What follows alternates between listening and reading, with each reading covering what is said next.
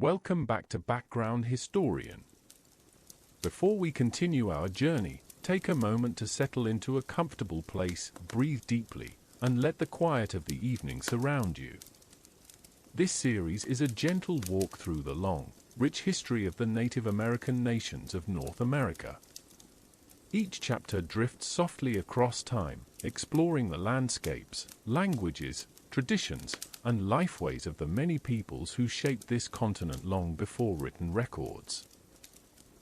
Together, we've traveled from ancient mound builders to woodland confederacies, from cliff dwellings to riverside kingdoms, from the shimmering Great Lakes to the boundless grasslands of the plains.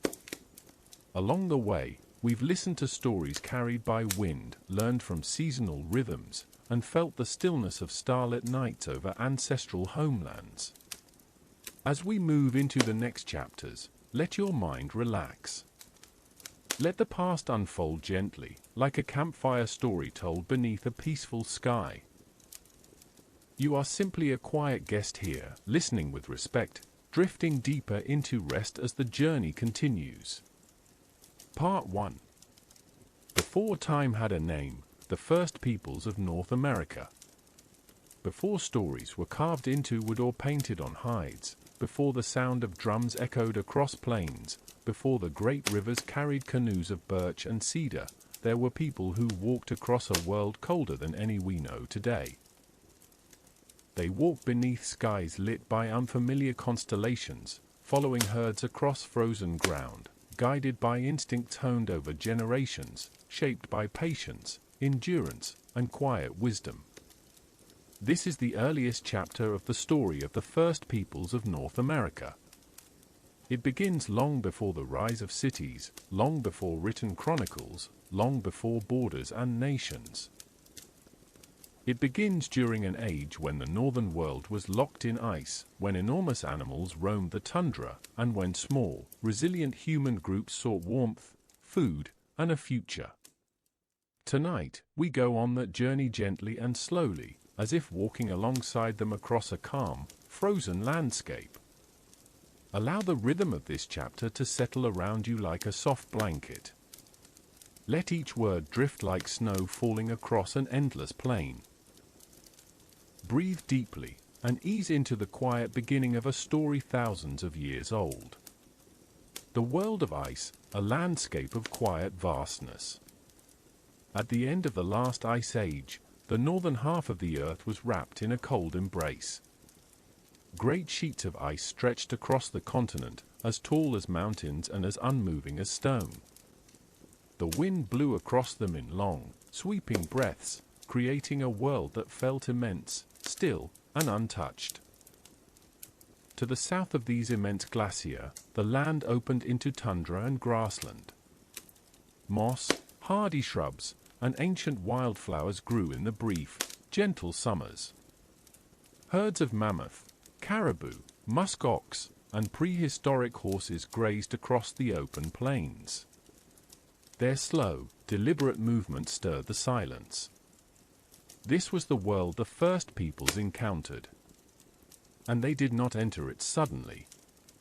They moved in small family groups, following migrations, tracking prey, exploring new paths. They were skilled observers of landscape and sky.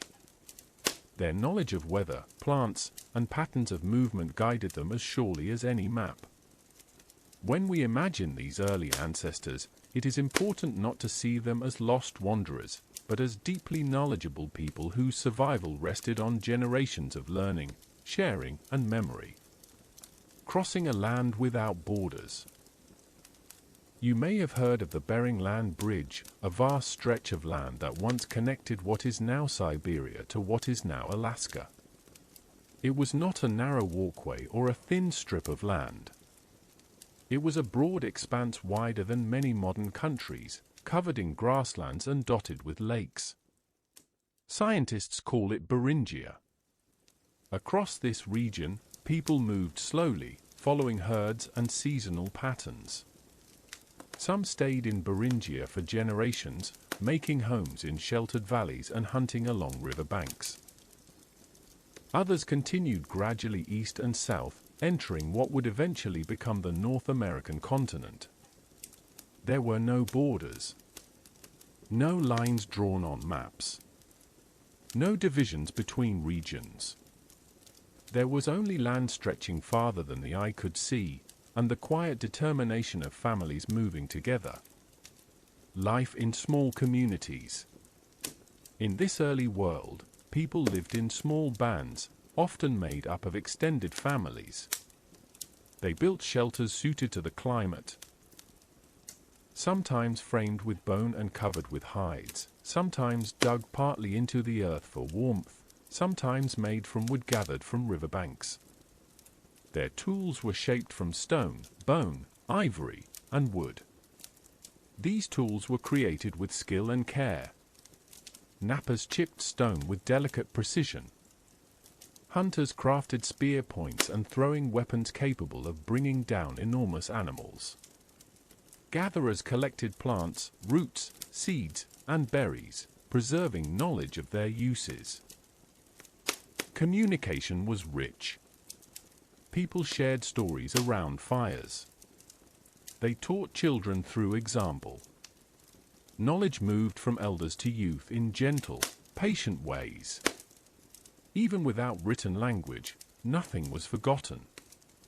Lessons were repeated in seasons, in rituals, in the daily rhythm of living with the land. A continent slowly fills with life. As the climate gradually warmed, glacier began to melt. Rivers expanded. Forests spread northward. The world changed, softly and steadily. And as the land changed, people adapted. Some moved into what is now the Pacific Northwest, settling among towering trees and salmon-rich rivers. Some traveled south along the coastlines. Others entered the vast central plains.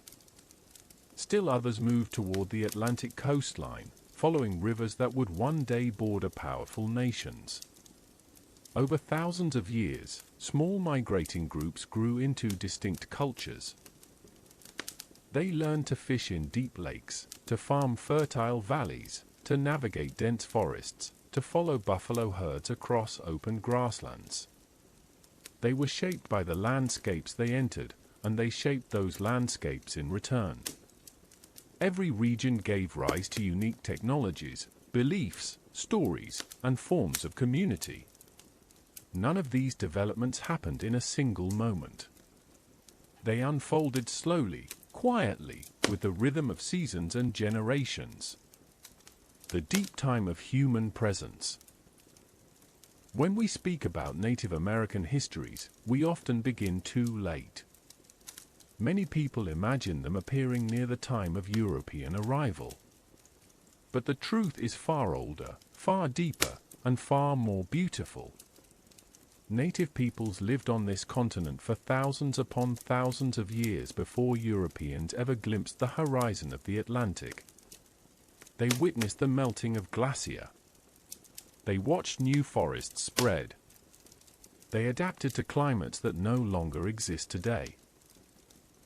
They lived in harmony with land that changed beneath their feet.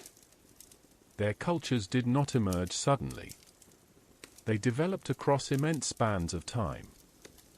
With each passing generation, they refined their tools, deepened their stories, and strengthened the knowledge they carried. When you imagine these early peoples, imagine them not as distant figures, but as ancestors with familiar rhythms. Families sharing meals. Children learning from elders. Communities moving with the seasons. People gathering around fires at night. Human beings expressing love, fear, hope, and gratitude. They lived fully within their world, shaping it and being shaped by it. A foundation for all that follows. This first chapter sets the stage for everything to come. The later cultures of the Mississippian mound builders, the ancestral Pueblo peoples, the Haudenosaunee Confederacy, the Plains Nations, the Pacific coastal tribes, and countless others all trace their deep roots to these early migrations and early adaptations. The story of native North America begins not with battles or politics, but with families walking across quiet landscapes. It begins with knowledge carried in memory, with survival shaped by cooperation, and with gradual movement into a continent rich with possibility. As you let the calm of this story settle into your thoughts, imagine those ancient footsteps fading gently into the snow behind them. Imagine the quiet world they moved through, a place untouched by modern noise. Imagine the sound of wind sweeping across tundra, the crackle of a small fire, the hush of a star-filled sky. Let your breathing soften. Let your thoughts drift. This is only the beginning. Part 2. The Paleo-Indian world, early lifeways, quiet innovations, and the dawn of distinct peoples. As the great sheets of ice continued to withdraw from the northern half of the continent, they left behind a world slowly awakening. Rivers carved new paths across the land. Forests sprouted where bare ground had once stood. Grasses spread across prairies that had been frozen for ages. The air softened. Days lengthened. Seasons blossomed. Into this changing landscape stepped the earliest Paleo-Indian peoples, descendants of those who crossed from the far northwest and those who had lived in Beringia for generations. These early communities were remarkably adaptive. They lived with constant attentiveness to landscape and climate, moving with seasonal rhythms and responding to the transformations taking place around them. Part 2 gently descends into this world, following these early peoples as they began shaping the foundations of life in North America. Let the pace be slow. Let the imagery settle softly. Let the story unfold like mist lifting from a valley at dawn. Breathe deeply and relax as we step further into the continent's deep past.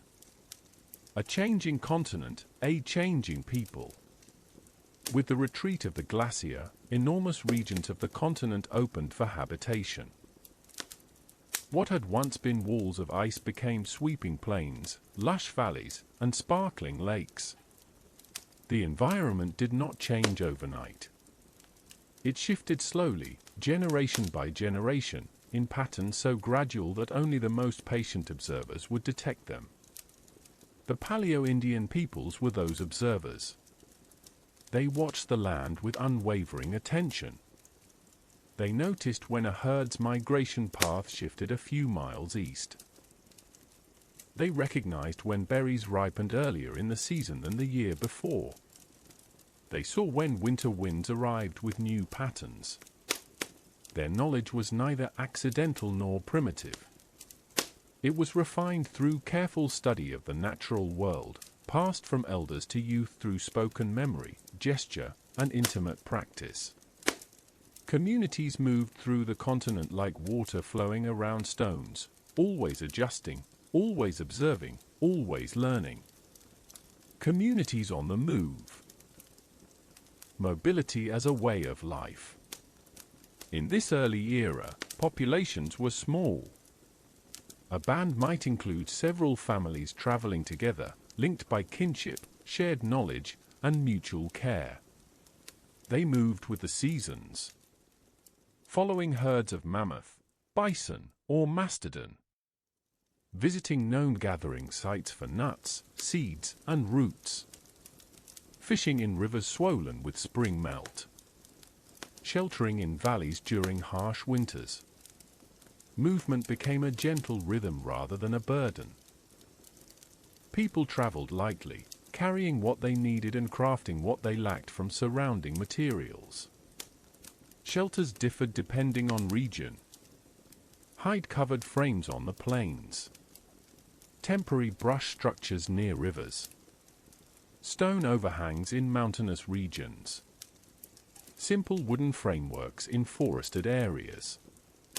Because their homes could be created anywhere, the entire continent became familiar ground.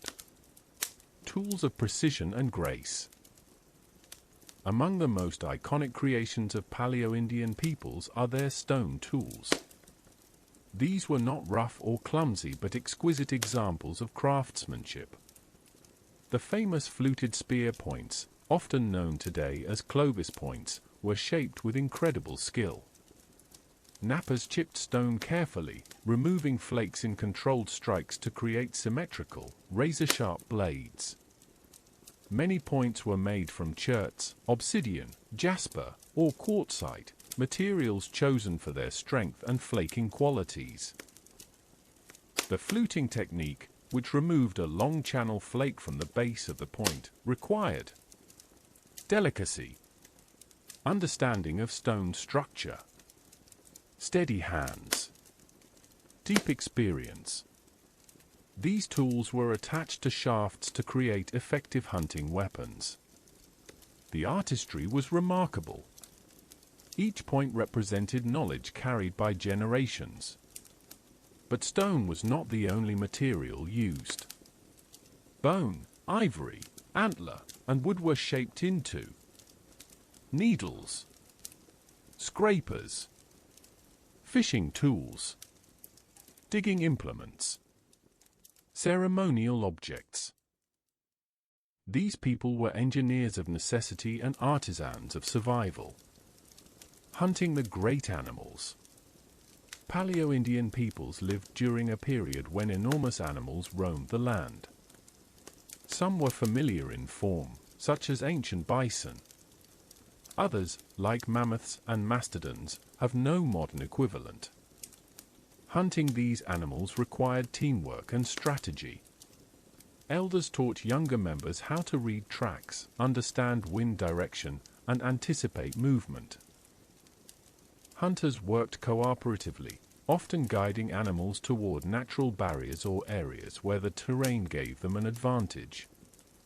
The success of a hunt provided food, hide for clothing, bone for tools, sinew for cordage, fat for lamps, shelter coverings. Nothing was wasted. Every part of the animal had purpose. The relationship between people and prey was respectful, shaped by a deep understanding of ecological balance. Many early spiritual traditions grew from this respectful relationship with the animals and land. Gathering knowledge of the land. While hunting receives much attention in popular imagination, gathering was equally vital. Paleo-Indian peoples knew which roots could be stored for winter, which plants had medicinal value, and which seeds provided nourishment. Women often held great knowledge of plant cycles, soil conditions, and seasonal cues. Children learned early to recognize edible berries and helpful herbs. Elders carried the memory of decades of observation. This knowledge did not remain fixed. As the climate warmed and new plants appeared, communities experimented carefully, adding new foods to their seasonal cycles. Each discovery enriched their understanding of the land. This deep intimacy with the landscape became a defining feature of indigenous cultures throughout North America. The earliest rituals and stories. Though we cannot hear the exact words spoken around Paleo-Indian fires, archaeology suggests that these early peoples had rich symbolic and ritual lives. Artifacts hint at early forms of ceremonial practice. Red ochre used in burials. Decorated tools or objects. Ritual arrangements of stones or bones. Purposeful placement of the dead. Shared burial sites. These signs reveal a deep sense of meaning, respect for ancestors, and a world view in which humans and nature were intertwined.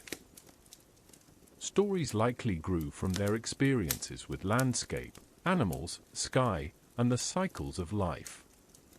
These stories would become the distant ancestors of the traditions that later flourished across the continent. Paths becoming homelands. Over thousands of years, the continent filled quietly with life.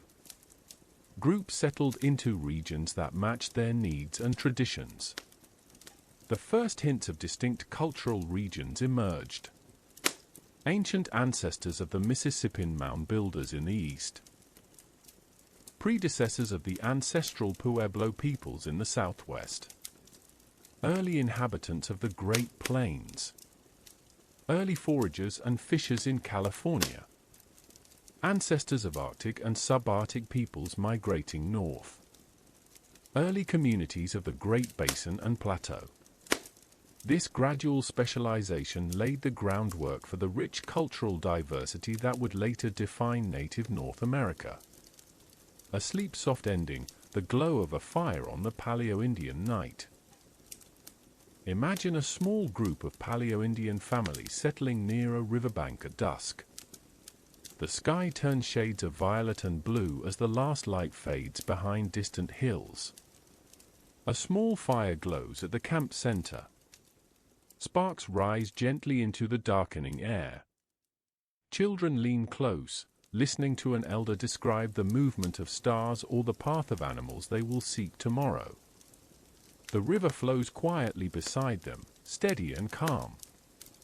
Above, countless stars shimmer across a sky untouched by city lights. The world is peaceful. The land is immense. The night is gentle. Let this quiet image settle into your thoughts as you drift toward sleep. Part 3. The rise of early cultural regions, quiet settlements, emerging traditions, and the first roots of distinct peoples. As the long ages of the Paleo-Indian world slowly gave way to warmer climates and more stable ecosystems, the peoples of North America began to shift from wide-ranging movement toward deeper familiarity with particular landscapes. It did not happen suddenly. No single generation woke up and decided to settle permanently in one place. Instead, the change unfolded gradually, across countless seasons, gently encouraged by the land itself. Herds moved differently. Rivers became reliable. Forests matured. Coastal waters teemed with fish. The world invited new patterns of living, and small communities of early people responded with creativity and adaptation. Part 3 explores this soft beginning of cultural regions, when ancient ancestors began forming the early foundations of lifeways that would later grow into fully distinct civilizations. Imagine this era as a long, peaceful dawn, with quiet shifts in light that nobody notices in the moment, yet slowly transform the entire landscape. Settle comfortably. Let your breathing slow. Allow this chapter to flow like calm river water around you. The land becomes a teacher. Once the Ice Age receded, each region of North America gained a personality of its own. In the east, dense hardwood forests rose, accompanied by rich river valleys. In the southwest, desert basins and mesas emerged beneath vast open skies. In the Great Plains, tall grasses moved like waves in the wind. Along the Pacific coast, towering cedar, spruce, and fir lined the shorelines. Farther south, warm climates nurtured fields that would one day support agriculture. Near the Arctic, the tundra opened into enormous expanses of quiet endurance. Each landscape whispered different possibilities. Some encouraged foraging and fishing. Some made hunting the central source of food. Some supported early gardening and controlled burning. Some rewarded those who became expert navigators of waterways. Some invited building in earth, in wood, in stone, or in combinations of all three. The land did not dictate culture. Instead, it partnered with the people, gently shaping their decisions and encouraging their creativity, settling into seasonal patterns. During this era, many groups adopted seasonal rounds. They traveled in repeated cycles depending on the time of year, returning to familiar places where food was dependable. A family might fish at a river mouth in the spring, gather berries and plants in the summer, hunt large game in early autumn, settle in sheltered winter camps through the cold months. These repeated patterns created a sense of home even without permanent structures. Over time, some of these seasonal camps grew more established, becoming the ancestral roots of villages. With familiarity came deeper knowledge of local ecology. Which berries ripened earliest? Which valleys sheltered deer? Where medicinal plants grew? When salmon runs reached their peak? How weather moved through mountain passes? How to burn grasslands for healthier growth. This era marked the beginning of intentional environmental stewardship, a hallmark of indigenous North American civilizations. The birth of regional traditions. As communities began returning to the same places year after year, specific traditions emerged. These early cultural distinctions were not about political boundaries or formal identities. They were shaped by daily life, how people cooked, hunted, sang, prayed, raised children, and interacted with the environment. In the East, groups living in forested areas developed tools suited for dense woodlands. They made hardwood spear shafts, carved wooden bowls, and used controlled fire to open patches for hunting. Bark and wood shaped early shelters. In the plains, people who lived near the great grasslands relied on bison and other grazing animals. Their shelters were lightweight and transportable. Stone tools were sharp and durable. Small fires warmed families beneath enormous skies. In the Arctic and Subarctic, those living in colder regions crafted insulated clothing from fur and hides. They learned to read ice formations, track marine mammals, and navigate with precision across snow and sea. In the Great Basin and Southwest, communities adapted to desert environments, developing knowledge of seasonal water sources, drought-resistant plants, and building techniques suited to heat and dryness. Along the Pacific coast, the abundance of fish and cedar allowed for woodworking traditions of remarkable complexity. Boats, boxes, tools, and early ceremonial forms began appearing in these coastal regions.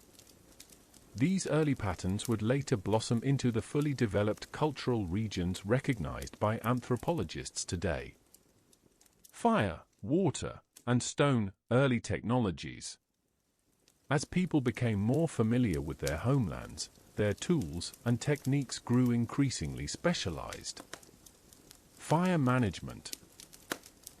Controlled burns created clearings, improved forage for animals, encouraged berry growth, and prevented uncontrollable wildfires.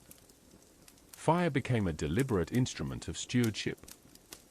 Waterway mastery. Communities learned to build early boats, rafts, and fishing implements. Rivers and lakes became highways long before any road existed. Water shaped settlement patterns, food sources, and spiritual life. Stoneworking. Stone tools became more varied as needs changed. Scrapers, knives, drills, grinding stones, and weights for fishing nets all evolved.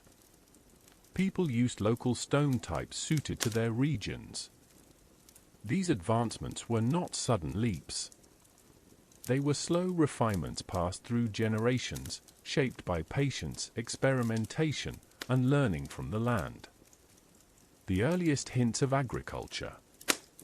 Though full-scale farming was still thousands of years away, the earliest signs of intentional plant tending emerged during this time. People learned that wild goods could be cultivated.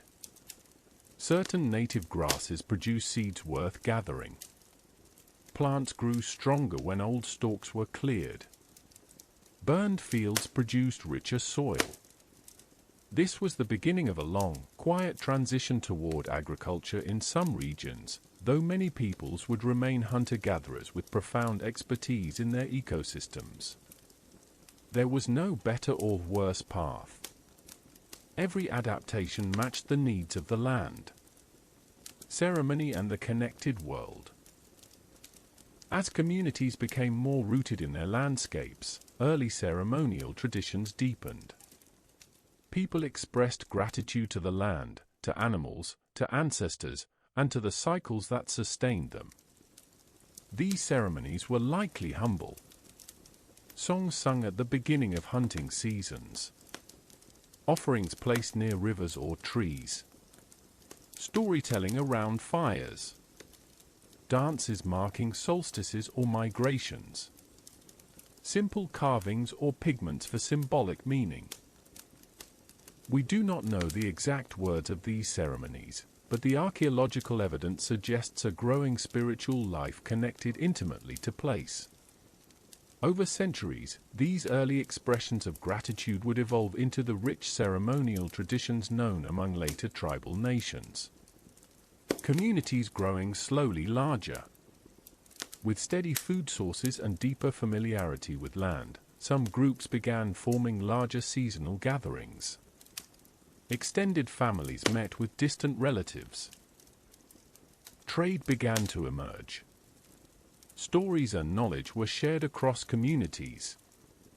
These gatherings served many roles: creating alliances, exchanging materials, arranging marriages, performing rituals, sharing news, celebrating successful seasons. The foundation of intertribal diplomacy and community life was being laid quietly, long before the emergence of the civilizations we recognize today. Soft footprints becoming cultural pathways. This era of early cultural regions was still many centuries before the rise of the Mississippian mound builders, the ancestral Pueblo world, the Haudenosaunee Confederacy, or the Plains horse cultures. But the seeds were already buried in the soil.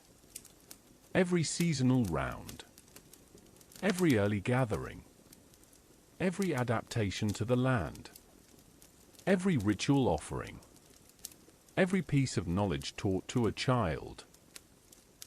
These soft, simple moments accumulated across thousands of years to create the immense cultural diversity of Indigenous North America. A sleep-friendly closing, dawn over an early campsite. Imagine an early Indigenous community waking at dawn beside a quiet river. Mist rises from the water, drifting softly among the trees. A faint pink glow colors the sky. The fire from the night before still smolders, warm and comforting. People stretch and greet the day. Birds call from branches overhead. The air is cool and fresh. Some prepare tools for the morning hunt. Others gather along the shore to fish. Children chase each other gently through the grass. Elders sit together, watching the slow rise of the sun. The world is simple and peaceful. The land is generous. Life moves with the rhythm of the earth. Let this serene image linger as sleep begins to draw closer. Part 4. The Ancient Mound Builders. Quiet cities of earth, soft footsteps of ceremony, and the early heartbeat of North America.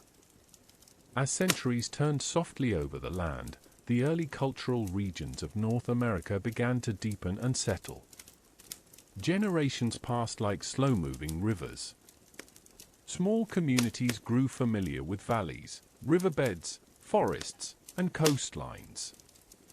People followed seasonal rhythms, returning to the same meadows and streams because they knew the land would welcome them again. From these gentle cycles came one of the earliest large-scale cultural developments in North America, the ancient mound-building traditions. The peoples who created these earthworks lived thousands of years before the rise of the later Mississippian cities, long before Cahokia or Etowah or Moundville rose into the skyline. These earliest mound builders belong to what archaeologists sometimes call the archaic and early woodland cultures. but labels do not carry the quiet charm of their world. Tonight, we step softly into those ancient landscapes, wandering through early villages where the smell of wood smoke drifted through tall trees, where quiet rivers curled across the land, and where people slowly began shaping earth into places of memory. Allow this story to unfold slowly. Let your breath soften. Let the gentle rhythm of the ancient world soothe your thoughts. The land between rivers, natural abundance and quiet living. Most early mound-building traditions arose in the vast woodlands and river valleys of the central and eastern United States. These landscapes were rich with nut-bearing trees, edible roots, rivers full of fish, fertile land, deer and small game, wetlands filled with migratory birds. Life in this region did not require constant long-distance migration. Families could remain in familiar places for much of the year. Waterways served as highways. Forest edges provided shelter. Clearings made ideal places for small gatherings. Communities lived in modest structures made from poles, bark, and woven mats. These dwellings blended gently with their surroundings. Smoke curled softly from central hearths. Children played among trees, and elders told stories near firelight. This familiarity with land encouraged deeper forms of community organization. The birth of earthen monuments. The earliest mounds were small, simple constructions. Some were little more than low rises of earth marking important events or honoring ancestors. Others were ceremonial platforms, built slowly over time by carrying baskets of soil from nearby riverbanks. The construction process itself was gentle and rhythmic. Earth loosened with digging sticks. Soil gathered in woven baskets. Carried carefully by families. Piled in layers. Smoothed by hand or with wooden tools. These early mounds were not created for grandeur. They were created for meaning. Some marked burial locations. Some were places for ritual gatherings. Some may have aligned with celestial events. Some served as quiet landmarks for community identity. Through these earthworks, people expressed connection to land, memory, and time. The Adena, early wooded hill traditions. Among the earliest mound-building cultures identified by archaeologists is the Adena tradition, which began around 1000 BCE. But long before archaeologists named them, these communities were shaping Earth for reasons of their own, guided by beliefs we can only partially glimpse. Adena communities lived in the wooded hills of the Ohio River Valley. They created conical burial mounds of remarkable care. These mounds often held carefully prepared burials that included offerings such as finely crafted stone tools, pipes carved from stone, copper ornaments, patterned textiles, sacred ochre pigments. These offerings reflect a worldview in which the dead remained connected to the living. The mounds became quiet places of memory, rising softly from the earth and returning slowly to it over centuries. At night, a single mound might catch the moonlight, casting a gentle shadow across the clearing, a reminder of ancestors sleeping beneath. Early ceremonies beneath the forest canopy. It is difficult to know exactly what ceremonies took place around these mounds, but archaeological clues suggest that ritual gatherings were important. People may have spoken prayers, shared stories, burned offerings, held seasonal feasts, gathered visitors from other regions. These gatherings strengthened social ties. They turned small villages into extended networks of kinship and alliance. Generations returned to the same sacred places, adding earth to existing mounds and deepening their significance. The forest canopy above would have whispered with wind as these quiet gatherings took place. The air filled with the scent of wood smoke, fresh leaves, and damp soil. Trade networks and social ties. During this period, trade networks slowly expanded across the continent. Archaeologists find materials far from their places of origin, suggesting that exchange stretched over hundreds of miles. Among traded items were copper from the Great Lakes, obsidian from the west, shells from the Gulf and Atlantic coasts, mica sheets from the Appalachian Mountains. But more important than objects was the exchange of ideas, stories, and connections. These early interactions laid the foundations for intertribal relationships that would last thousands of years. Mound-building communities were part of this broad, gentle web of exchange. Their villages became quiet hubs of cultural sharing. A growing sense of place. As mounds increased in number and complexity, communities developed a deeper sense of place. People began identifying themselves not only through kinship but through their relationship to specific landscapes. Certain hills, riversides, and clearings held stories. Certain trees or stones marked boundaries of memory. The mounds themselves became landmarks, rising softly from the earth as reminders of continuity.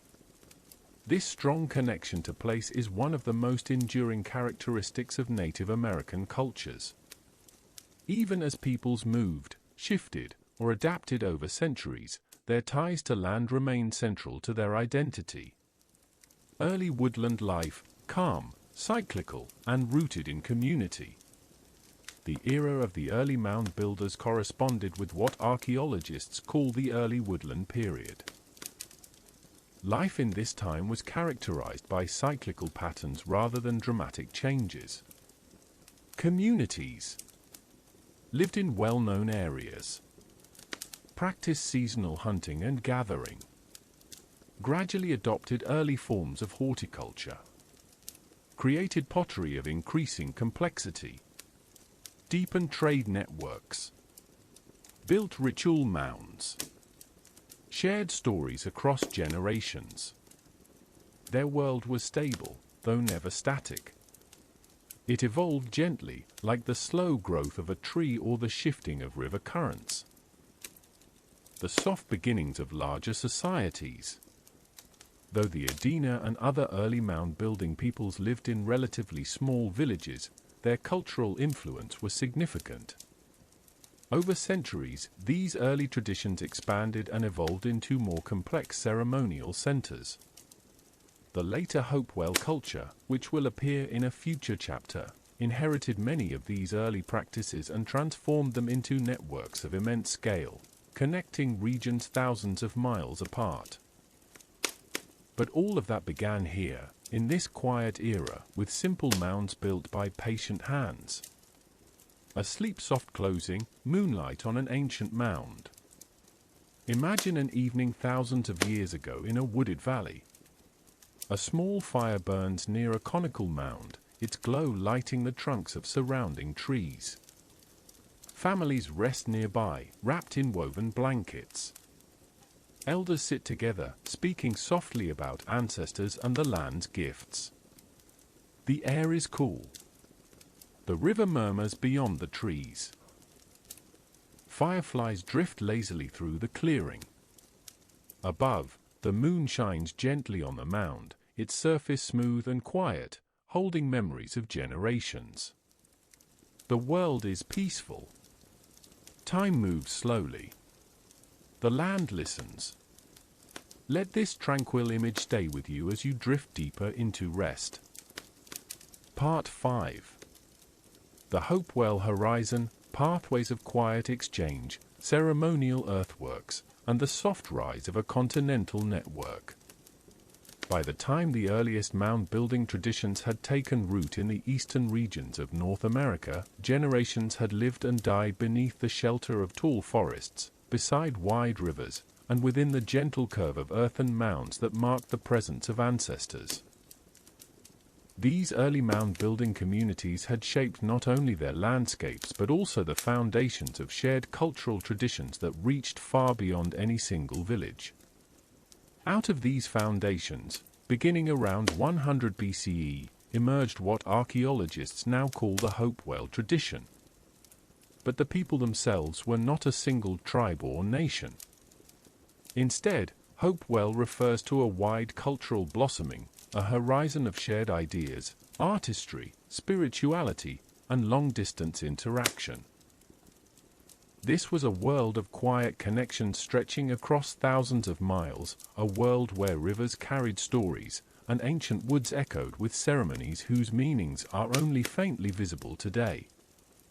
Tonight, we step gently into this ancient network, exploring its calm rhythms, its remarkable earthworks, and its soft but powerful influence across the continent. Settle into your blankets and breathe deeply. Let the story unfold with the steady patience of a river moving beneath morning mist. A blossoming world of interconnected communities. The Hopewell era was not defined by armies, kingdoms, or rulers. Instead, it was a time of cultural flourishing shaped by cooperation, artistry, and shared ceremonial life. Communities remained relatively small, but they were linked through complex exchange systems that stretched from the Great Lakes to the Gulf Coast, from the Yellowstone region to the Atlantic shores. Even though these groups were far apart, they shared certain practices. Exquisite stone and bone craftsmanship. Careful shaping of mounds and ceremonial earthworks. Long-distance trade of copper, obsidian, mica, and shells. Shared ritual traditions. Gatherings that reinforced alliance and identity. Hopewell societies were peaceful in nature. Their strength came not from dominance, but from connection. Earthworks that follow the sky. One of the most striking features of the Hopewell world is the enormous ceremonial earthworks they created. Unlike the small, conical mounds that came before them, Hopewell earthworks included geometric shapes, long earthen walls, circles, squares, and octagons, enormous enclosures aligned with celestial events. These structures required thousands of hours of coordinated labor. People carried soil in woven baskets, added it gently layer by layer, and shaped each structure with remarkable precision. Many of these earthworks were aligned with solstice sunsets, lunar cycles, cardinal directions, star paths. The people who built them possessed deep astronomical understanding. We do not know the exact purposes of these ceremonial centers, but archaeology suggests they were places for ritual gatherings, feasting, social exchange, pilgrimage, honoring ancestors. They were sanctuaries of community memory, built not for defense, but for meaning. Artistry of quiet mastery. The Hopewell peoples crafted tools and ceremonial objects of remarkable beauty. Their work was not hurried. It was shaped by careful hands, patient attention, and generations of shared knowledge. Among their most exquisite creations were stone blades, flaked with such precision that some are thinner than modern razor blades. Copper artifacts, hammered cold into shapes that seem almost impossibly delicate for their time. Carved stone pipes, often shaped into animals, birds, or symbolic forms, suggesting ritual meaning. Mica cutouts, thin sheets of shimmering mica shaped into symbolic designs, perhaps used in ceremonies. Jewelry and pendants. Created from materials gathered across the entire continent. These objects were not everyday tools. They were items of ceremonial significance, carried to distant places during gatherings and exchanges. Hopewell artistry reflects a worldview where beauty and meaning were intertwined, where even small objects carried spiritual weight. A continent connected through gentle exchange. One of the most remarkable aspects of the Hopewell horizon is the enormous distance across which materials traveled. Archaeologists have found obsidian from Wyoming, copper from Michigan, shells from the Gulf of Mexico, mica from the Appalachian Mountains, grizzly bear teeth from the Rocky Mountains, shark's teeth from the Atlantic coast. These were not items of conquest.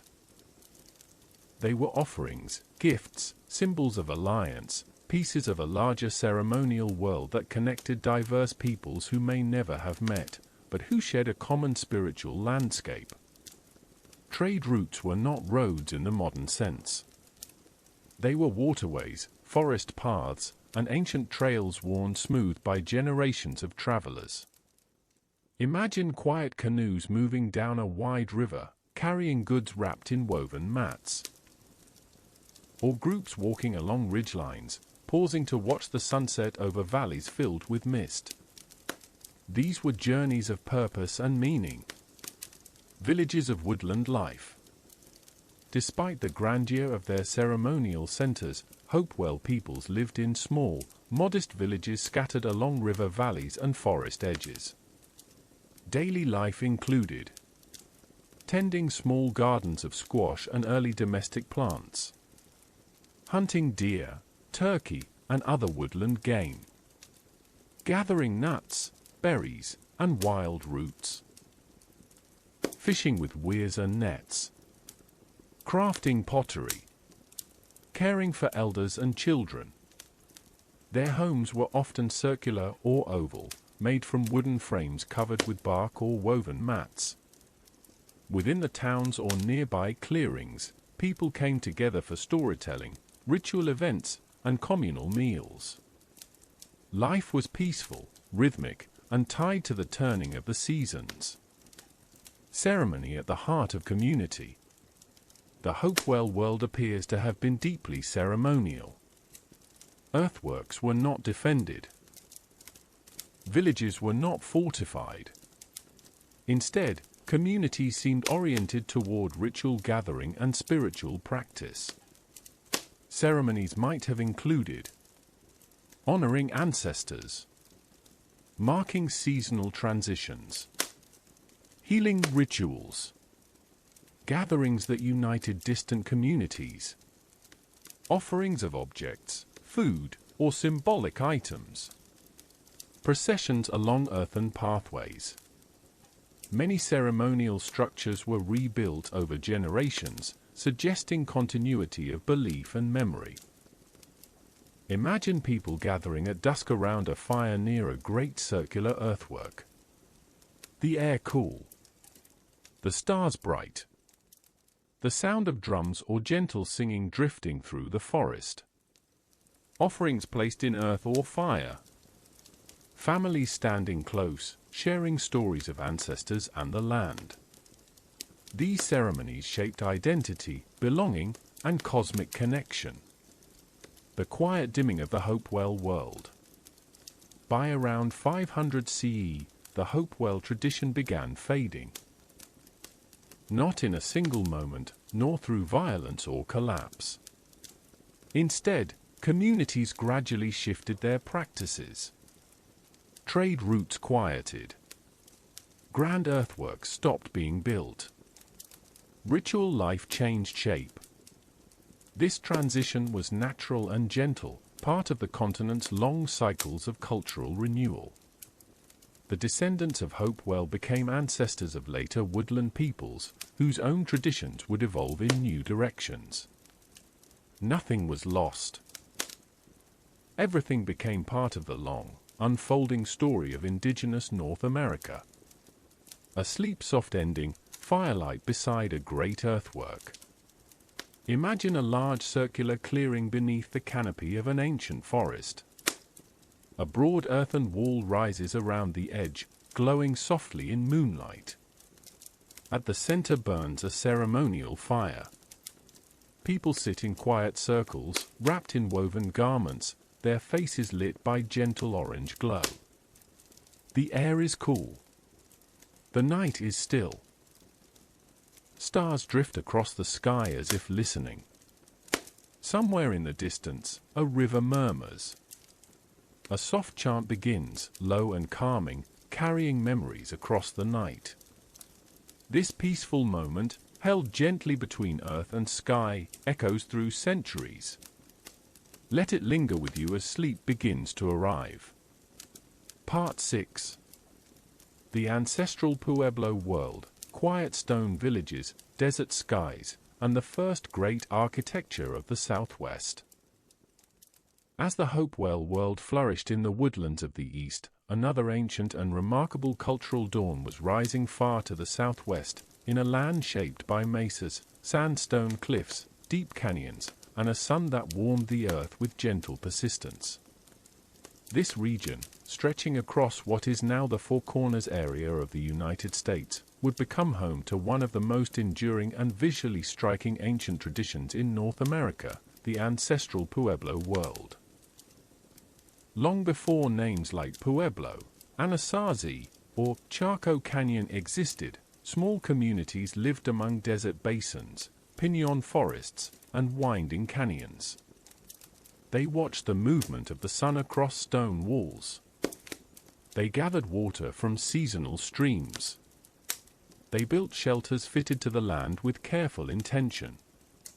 Over centuries, their world blossomed from humble pit houses into stone villages, ceremonial structures, and astonishing architectural complexes aligned with both landscape and sky. Tonight, we walk gently into this world. Let your breathing soften. Let desert light fill your imagination. Let the calm of stone, wind, and ancient silence settle around you like warm sand. A high desert landscape of quiet generosity. The ancient Southwest was a mosaic of environments. High plateaus, sagebrush plains, deep slot canyons, cliffs of red, gold, and umber, scattered springs and seasonal streams, fields of yucca, agave, and wild grasses. The land could be harsh at times, but it also offered subtle gifts. Water was scarce, yet predictable if you knew the rhythms of the land. Plants grew slowly, yet steadily, if treated with respect. Animals such as rabbits, deer, and turkeys provided food and materials. Early peoples learned to listen to this landscape. They read the sky for signs of rain. They learned where water pools after storms. They understood how to cultivate small gardens in sandy soil.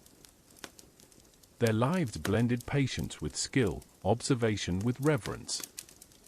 The desert did not rush, and neither did its people. Pit houses and early villages, life beneath the earth. Between about 1500 BCE and 500 CE, many early southwestern communities built pit houses. These were dwellings partly dug into the earth, roofed with wooden beams and thatch, sometimes covered with mud plaster. A pit house held warmth in winter and coolness in summer. Families slept on woven mats. A central fire pit glowed softly at night, casting warm light on plastered walls. The scent of juniper smoke drifted through small openings in the roof. As these villages grew, pit houses were built in clusters. Storage pits held corn and seeds. Grinding stones lay near entryways. Small gardens thrived nearby. Children played in packs and courtyards. Life was quiet, steady, and deeply attuned to the land's rhythms. The arrival of corn and a changing way of life. Around 2,000 years ago, corn, maize, agriculture spread slowly into the southwest. It arrived not through conquest, but through gentle exchange, passed hand to hand and memory to memory from peoples far to the south. Corn changed everything. It provided reliable food in difficult seasons. It allowed communities to settle more permanently. It encouraged storage, pottery, and planned architecture. It supported population growth. It shaped ceremonial cycles.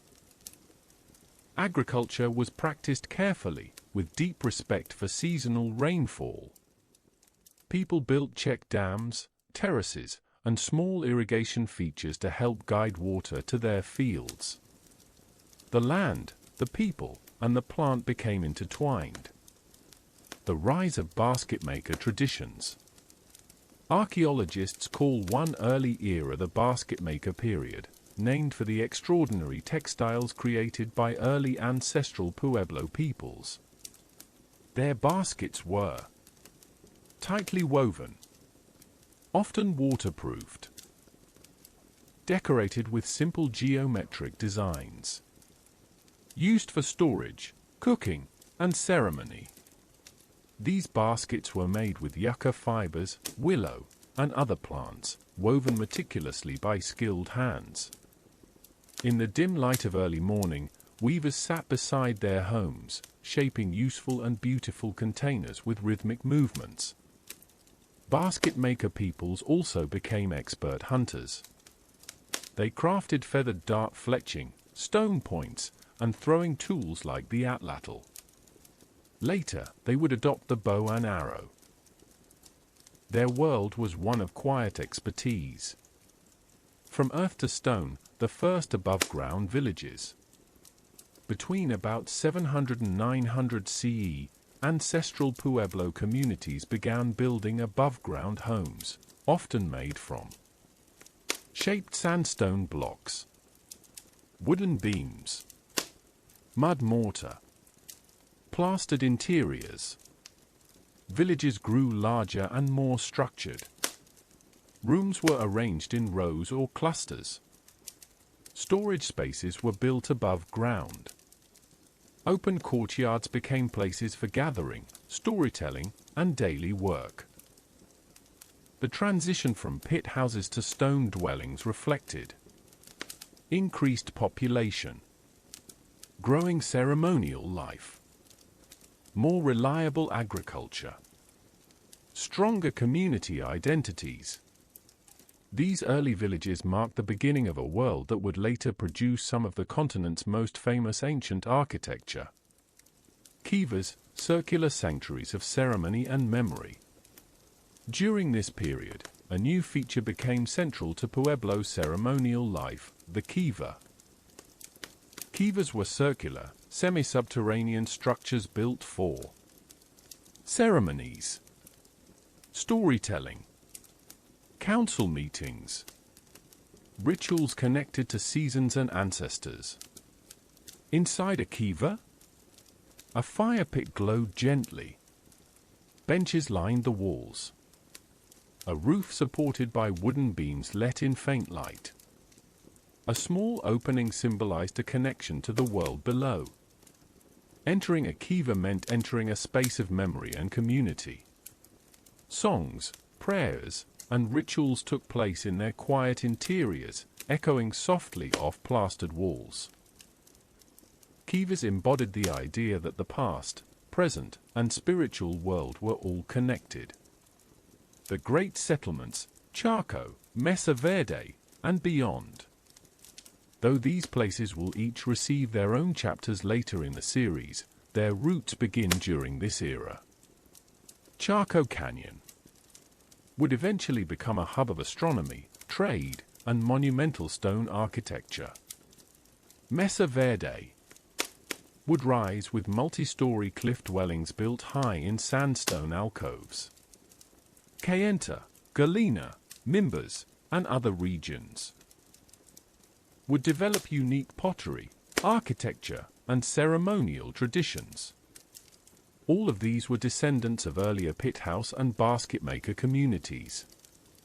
The seeds of greatness were already planted in the quiet rhythms of everyday life. Early roads and gentle exchange. Even before the rise of Chaco's famous roads, southwestern peoples traveled across vast distances on foot. They carried pottery, corn, woven blankets, stone tools, salt, turquoise, feathers, shells. These items moved along desert trails like gentle threads weaving communities together. Trade was not just material. It carried ideas, stories, and cultural practices across regions. A deepening relationship with the sky. The ancient peoples of the Southwest paid close attention to the sun, moon, and stars. Their architecture began reflecting astronomical alignments that guided solstice ceremonies, agricultural cycles, community events, ritual practices. Sunlight falling across certain stones marked seasonal transitions. Shadows moved along walls in ways that held meaning for planting, harvesting, and ceremony. The land and sky were both teachers. A sleep-soft ending, sunset over an early Pueblo village. Imagine standing at the edge of an early stone village as the day fades. The desert sky turns shades of orange, rose, and lavender. The stones of each dwelling glow warmly in the fading light. Smoke rises gently from hearths where evening meals are prepared. Children chase each other softly across the sand. Elders sit together, speaking in low voices, watching the horizon. A faint breeze moves through juniper trees. The evening star appears above a mesa. In the quiet below, a kiva glows with firelight, and soft singing begins. The desert night settles like a warm blanket over the village. Let this calm image guide you toward rest. Part 7. The dawn of Chaco Canyon, ancient roads, celestial alignments, and the quiet rise of a southwestern center. Far to the northwest of earlier Pueblo villages, beyond stretches of sandstone cliffs, mesas, and sun-bleached valleys, there lies a place that would eventually become one of the most extraordinary cultural centers in ancient North America. This place is known today as Chaco Canyon. Yet long before modern names, long before archaeologists studied its patterns and structures, it was a living landscape shaped by wind, time, and the hands of ancestral Pueblo peoples. Tonight, we walk gently into the early beginnings of that world. Before Chaco became a center of ceremony and architecture, it was a quiet canyon, carved by a slow and patient river. The land waited, holding its secrets beneath towering cliffs of golden sandstone. Over centuries, people arrived, settled, learned, and began to shape the canyon into a place that harmonized earth, sky, and human purpose. Settle your breathing as we step into this silent desert world. Let the canyon unfold softly around you. Let its ancient calm settle your mind.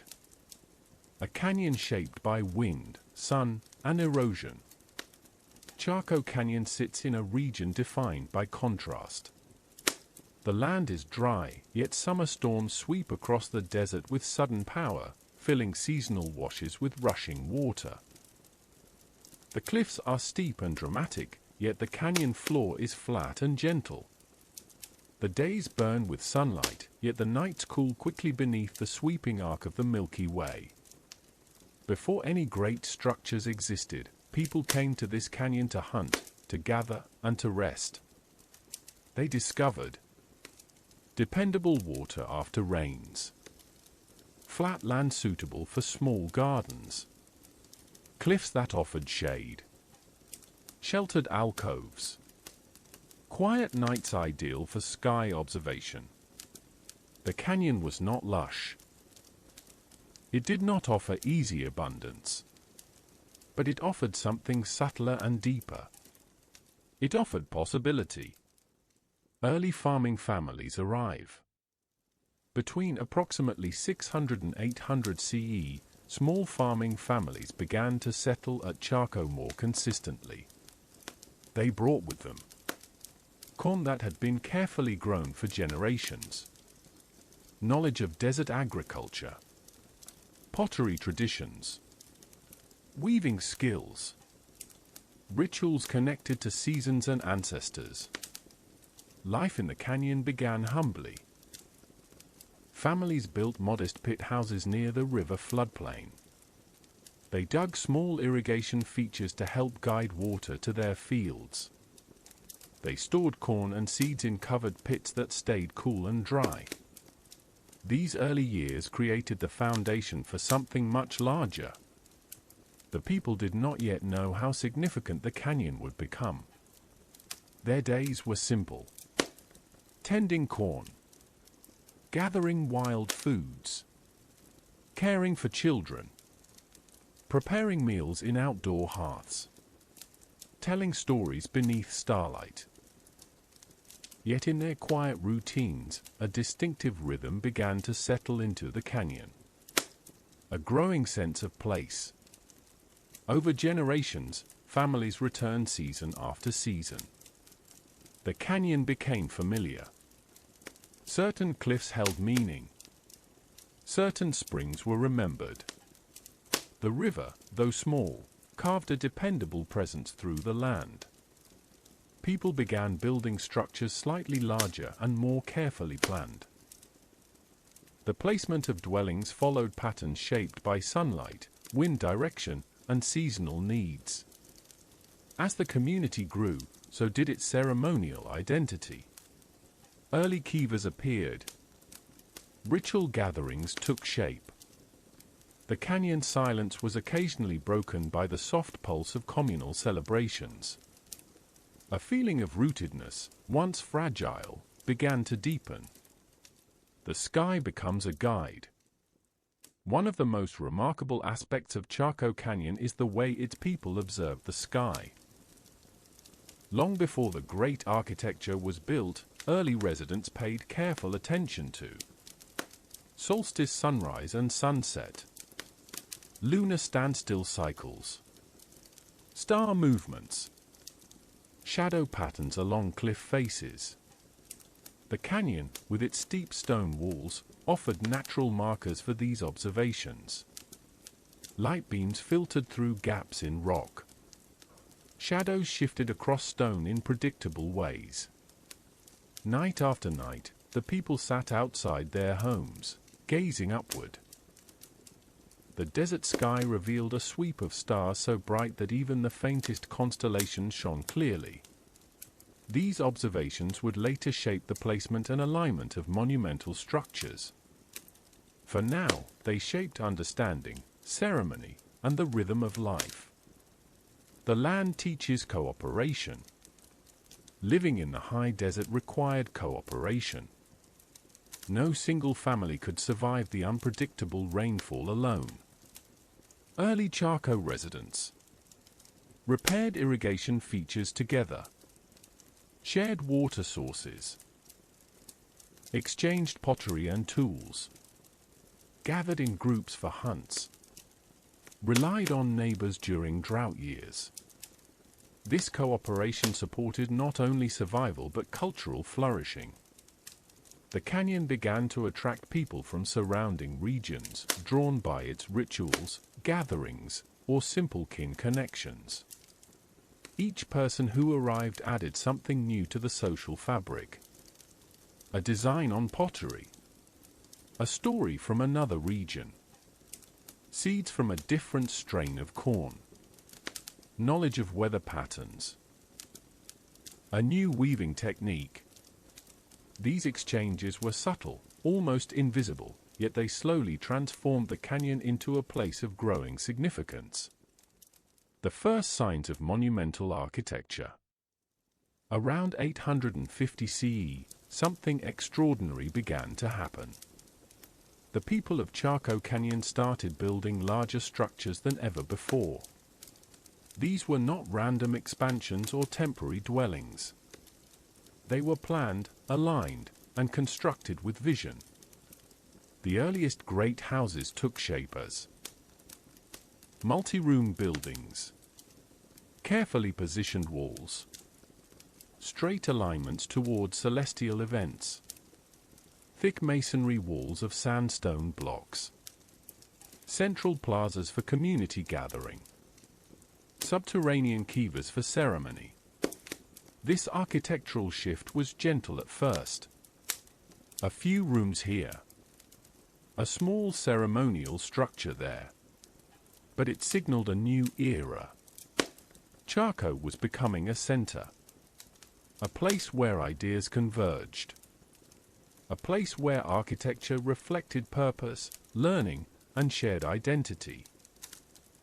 People still lived simple daily lives, but they now lived near structures that expressed something larger than any individual. A web of ancient roads begins to appear. One of the most mysterious aspects of the Chaco world is the network of ancient roads that extend from the canyon across the desert. These roads were not dirt trails. They were engineered paths, often straight, cutting across mesas and valleys with remarkable precision. Even in the earliest phases, faint versions of these routes began to take shape. They connected small villages to larger structures, fields to ceremonial plazas, distant settlements to the canyon center. People walked these roads at sunrise and sunset, carrying goods, stories, and knowledge across the land. The roads gave shape to community life, linking families into a broader social web.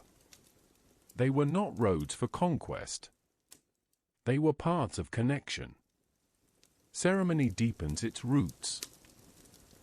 As the community grew and architecture expanded, ceremonial life deepened. Early gatherings in kivas became more regular. Seasonal markers guided rituals. People traveled from neighboring regions to join in feasts or communal events. Imagine a quiet evening when a ceremony begins. The sun has just set, leaving a warm glow along the canyon walls. A soft breeze moves across the desert floor. People gather around kivas and communal spaces. The sound of low voices blends with the rustle of cottonwood leaves. These ceremonies built unity.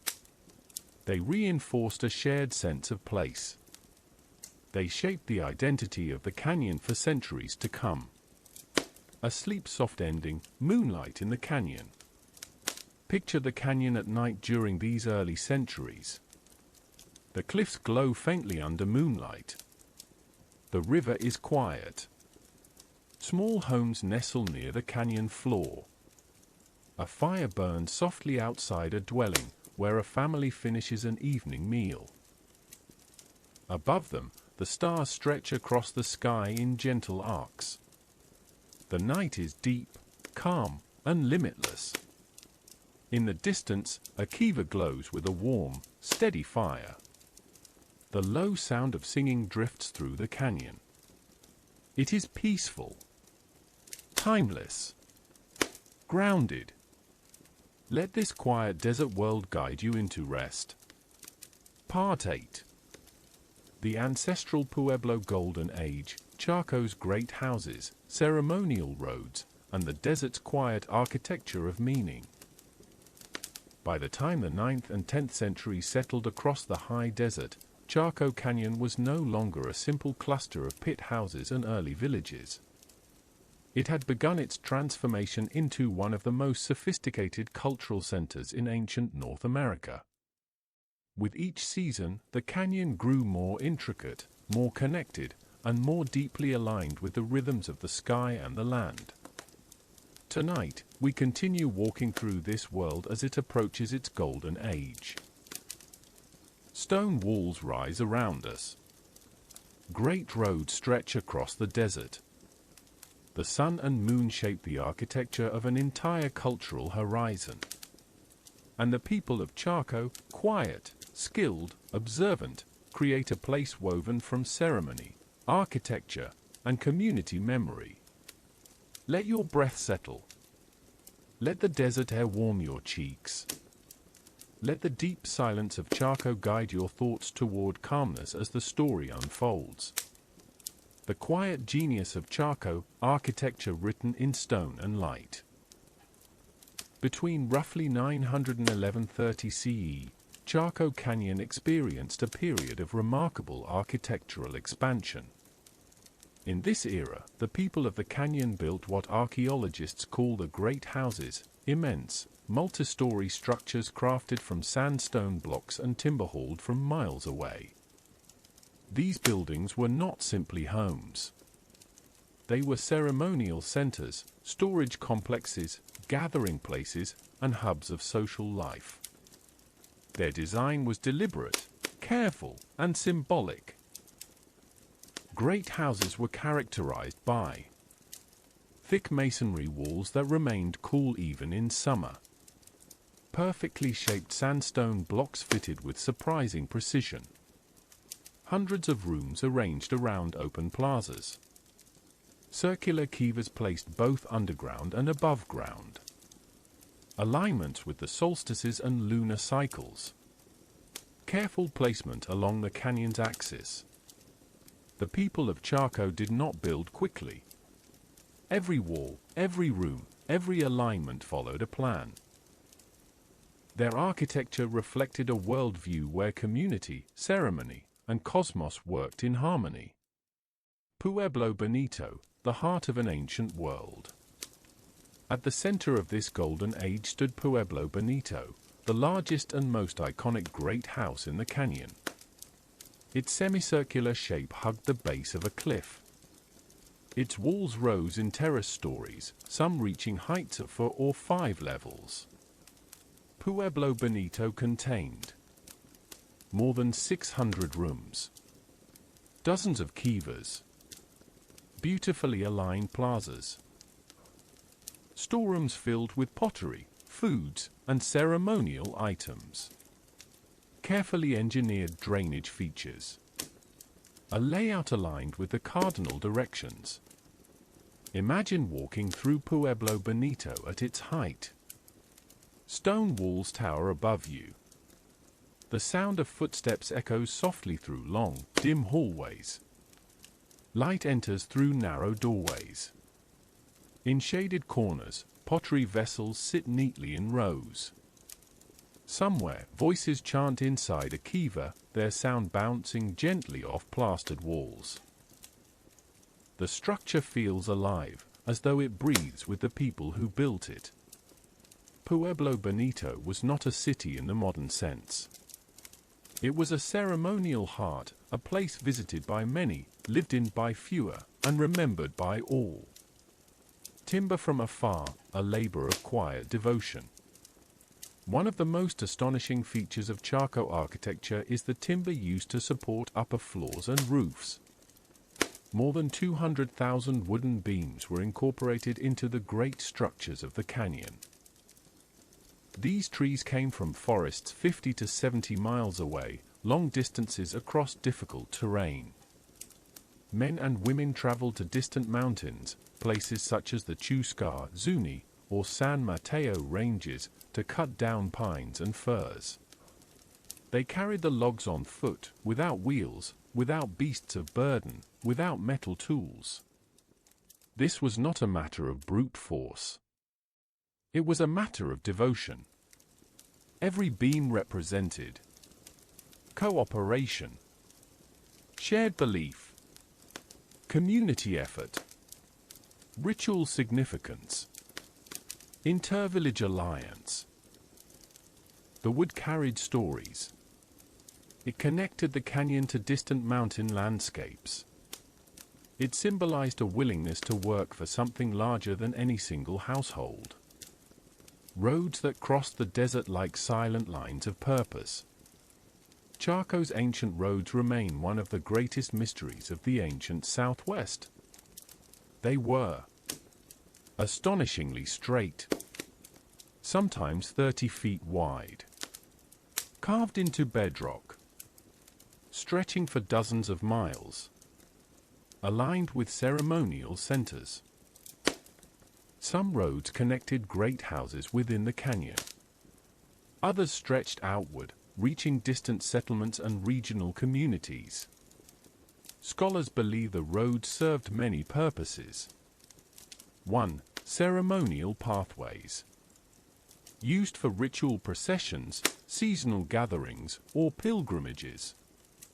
2. Social and economic ties. Linking villages for trade and food distribution. 3. Symbolic connections. Representing unity between communities across vast distances. 4. Astronomical alignments. Serving as markers for solar or lunar events. Imagine people walking these roads at dawn. A line of travelers moving quietly across the desert. Footsteps soft in the sand. Shadows long and thin. The rising sun lighting the distant mesas. This was not travel for commerce alone. It was travel shaped by purpose. The great kivas, ceremonial chambers of the desert night. As Chaco grew, so did its ceremonial complexity. Among the most impressive features were the great kivas, enormous circular structures unlike anything built before. Great kivas were up to 60 feet across, dug deeply into the ground, roofed with massive wooden beams, decorated with plaster and paint, equipped with benches and fire pits, accessed by stairways or ladders. These were not residential rooms. They were sanctuaries of ceremony. Inside a great kiva, the air was cool and still. Firelight flickered across thick walls. Voices carried with gentle echoes. Rituals were held to honor seasons, ancestors, spirits, and the land itself. The great kiva embodied the heart of community life, where stories, decisions, and spiritual practices intertwined. Trade and ceremony flowing through the canyon. During the height of Chaco's golden age, goods flowed into the canyon from distant regions. Macaw feathers from Central America. Turquoise from nearby mountains. Shells from the Gulf of California. Obsidian from the Rockies. Chocolate residue in pottery from Mesoamerica. Copper bells from far to the south. Finely made pottery from surrounding pueblos. These items were not household luxuries.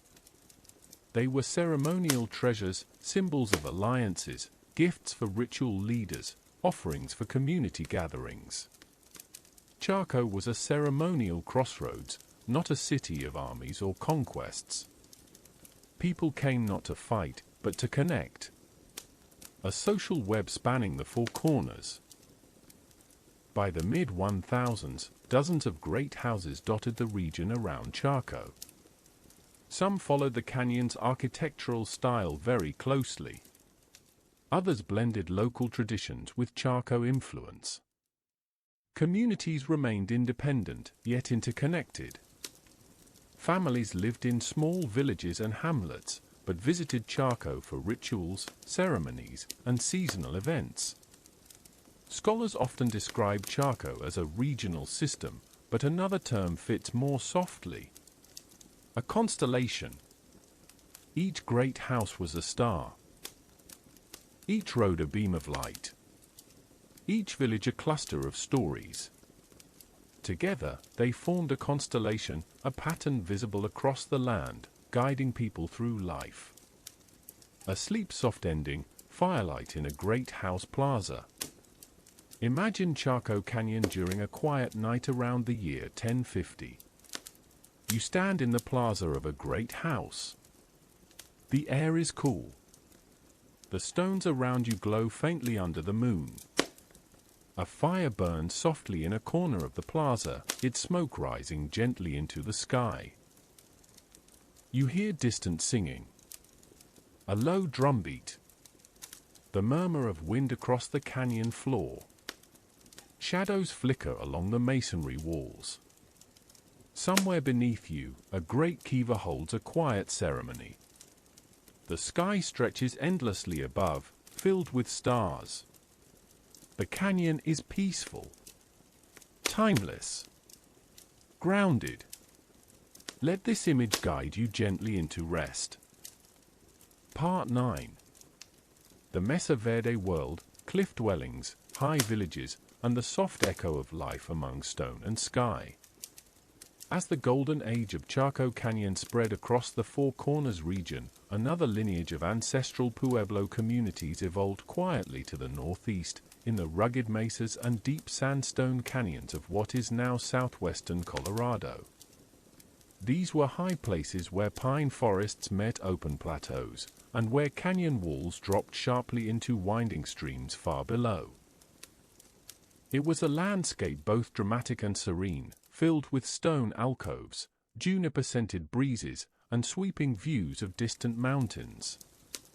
Tonight, we turn our steps softly away from Chaco and toward Mesa Verde, one of the most remarkable cultural landscapes in ancient North America.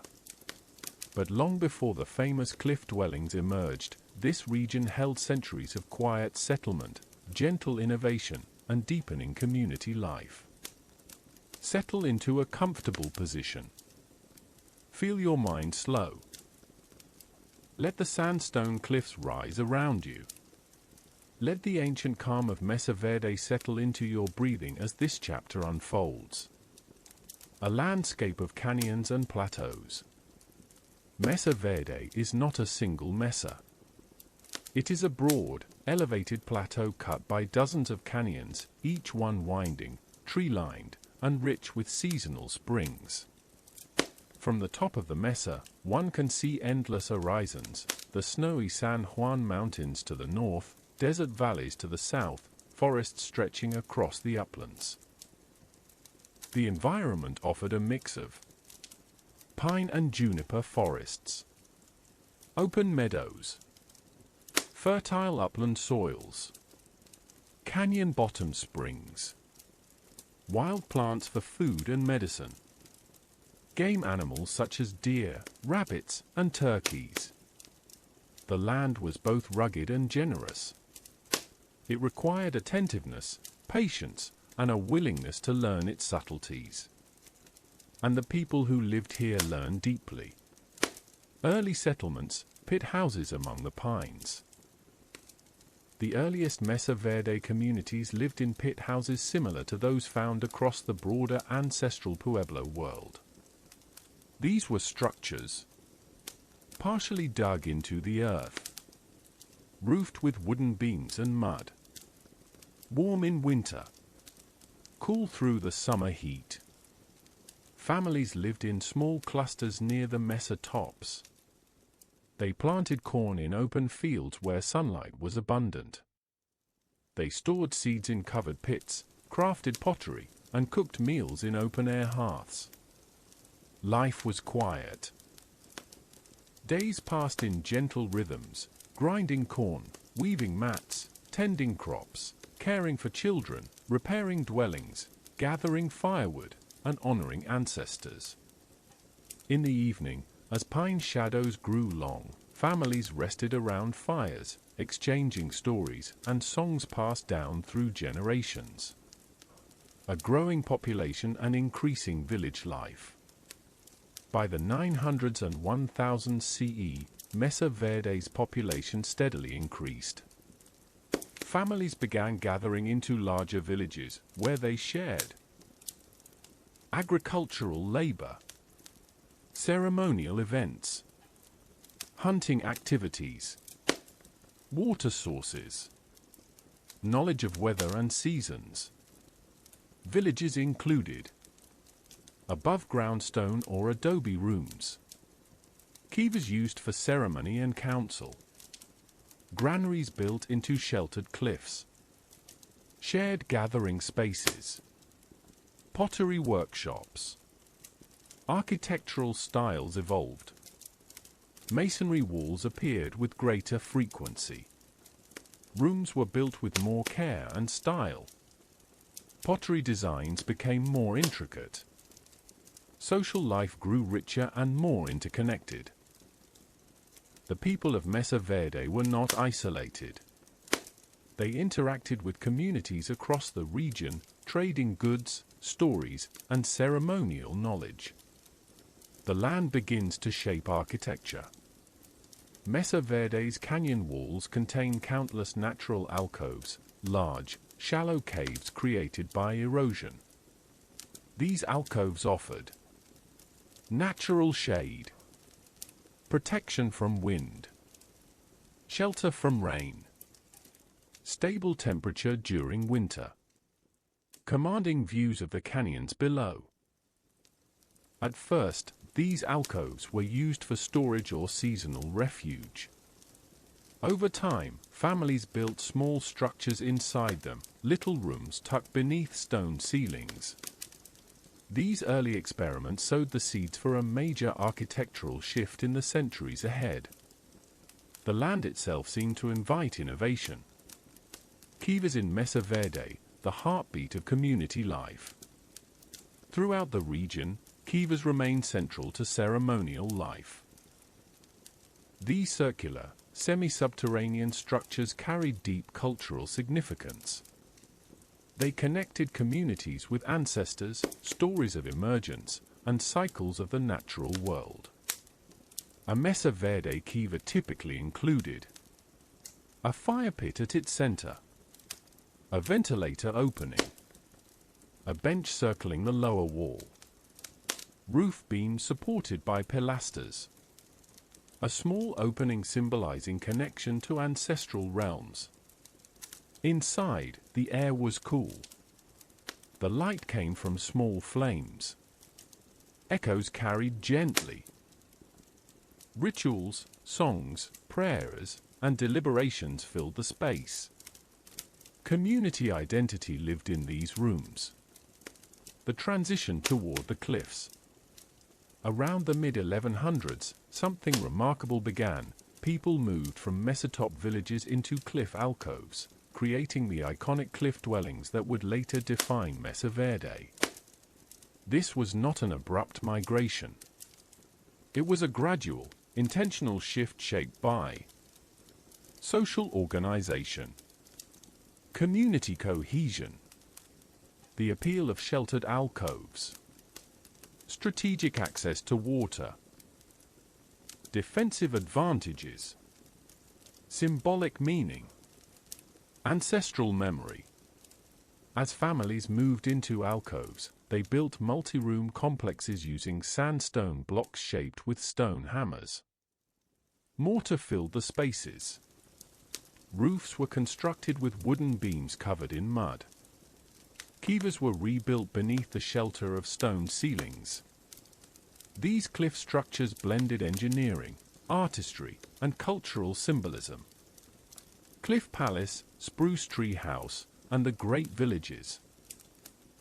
Between the 1100s and early 1200s, many of the most famous cliff dwellings emerged, including Cliff Palace, the largest cliff dwelling in North America with approximately 150 rooms, multiple kivas, towers and multi-story walls, plazas for communal activity.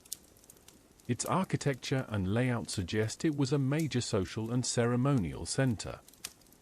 Spruce Tree House, tucked into a deep alcove, featuring over 100 rooms, several kivas, rich evidence of daily life.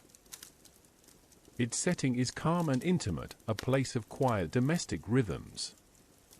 Longhouse, stretched across a wide alcove, including great kivas, multi-story rooms, open plazas, evidence of large gatherings. Each alcove village reflected community values, traditions, and artistic style. Daily life in a cliff dwelling. Life in these stone villages was peaceful and communal. Families lived close together. Children played beneath the stone ceilings. Elders sat in shaded corners weaving baskets or preparing food. At dawn, the soft light filtered through the alcove's open face, touching the walls with warm gold. Daily activities included grinding corn on stone methods, cooking stews in pottery vessels, weaving cotton or yucca fibers, tending small agricultural fields on the mesa tops, caring for turkeys, maintaining storage rooms, repairing walls and plaster, participating in ceremonies. Smoke rose gently from hearths. Voices echoed softly across stone. The alcoves amplified the smallest sounds, turning everyday life into something serene. A rich artistic and ceremonial culture. Mesa Verde pottery, often black on white or corrugated, reflected skilled craftsmanship. Designs were geometric, balanced, rhythmic, symbolic. Basketry also flourished, using yucca fibers woven tightly into practical and ceremonial forms. Ceremonial life included dances, seasonal rituals, and gatherings in kivas. Songs echoed through stone. Stories of beginnings and ancestral journeys were shared across generations. Drought, movement, and the soft closing of an era. By the late 1200s, a long drought swept across the region. Crops suffered. Springs dried. Communities faced difficult choices.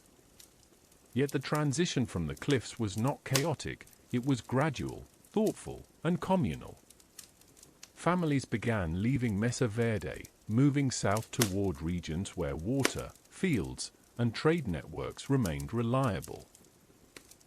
They joined ancestral relatives in what are now Hopi Mesas, Zuni Pueblos, Rio Grande communities, other villages across the southwest.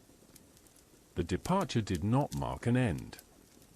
It marked a continuation of a cultural journey. Today, these communities are the living descendants of the Mesa Verde world. A sleep-soft ending, night in a cliff palace alcove. Imagine standing inside a great alcove at twilight. The stone above you curves like the ceiling of a natural cathedral.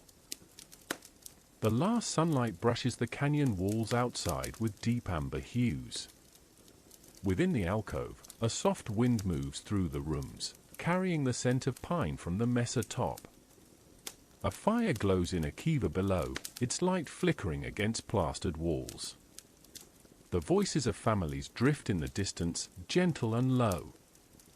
The stones hold the day's warmth, slowly releasing it into the cool desert night. This is Mesa Verde as it once was, peaceful, grounded, alive with community. Let that calm fill you as you drift toward rest. Part 10.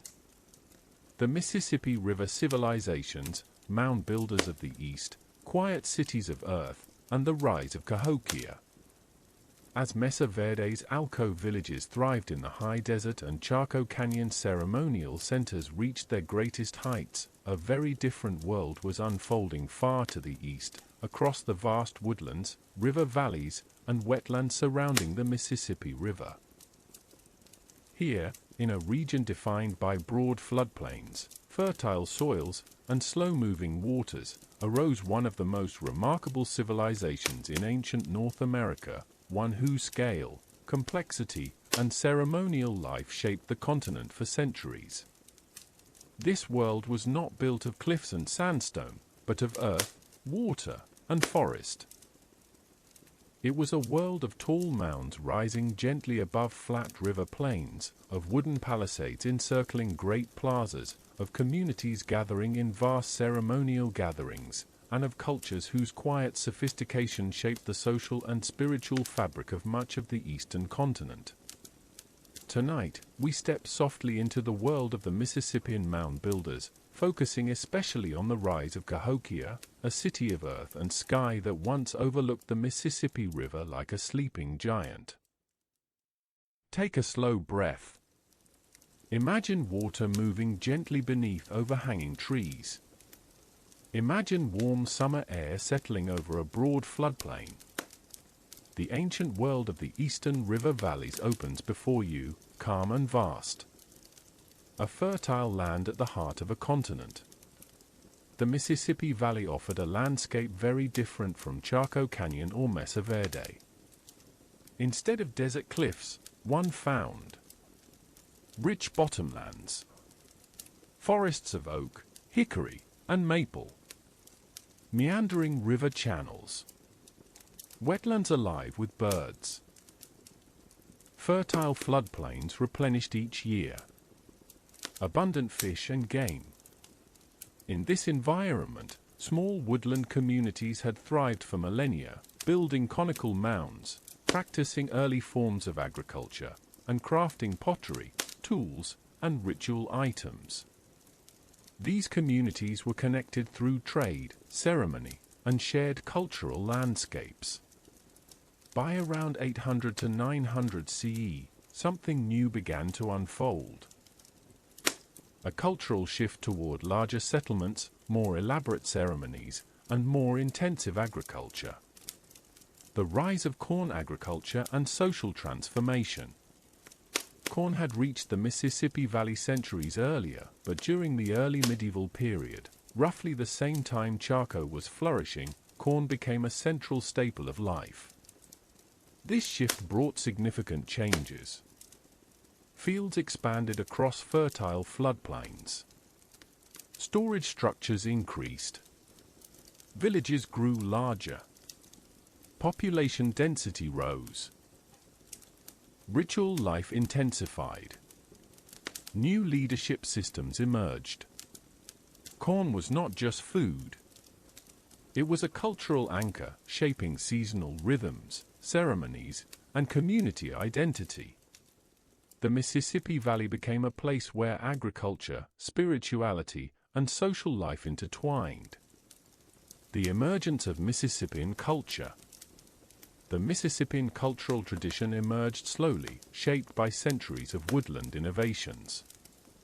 It was characterized by large, flat-top platform mounds, broad plazas for gatherings, wooden palisades around major centers, complex artistic traditions, widespread trade networks, powerful ceremonial leaders, mound and plaza arrangements that mirrored cosmic order.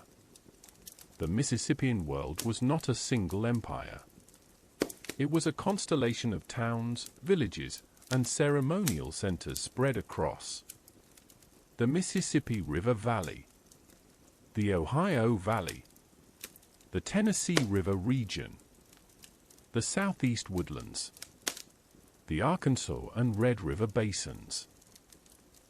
And at the center of this vast cultural sphere, one city rose higher than all the rest. Cahokia, a city of earth and sky. Near present-day St. Louis, on the east side of the Mississippi River, lay Cahokia, the largest pre-Columbian city north of Mexico. At its height around 1050 to 1200 CE, Cahokia rivaled London or Paris in population. Imagine approaching Cahokia in its prime. Tall earthen mounds rose from the floodplain like gentle pyramids.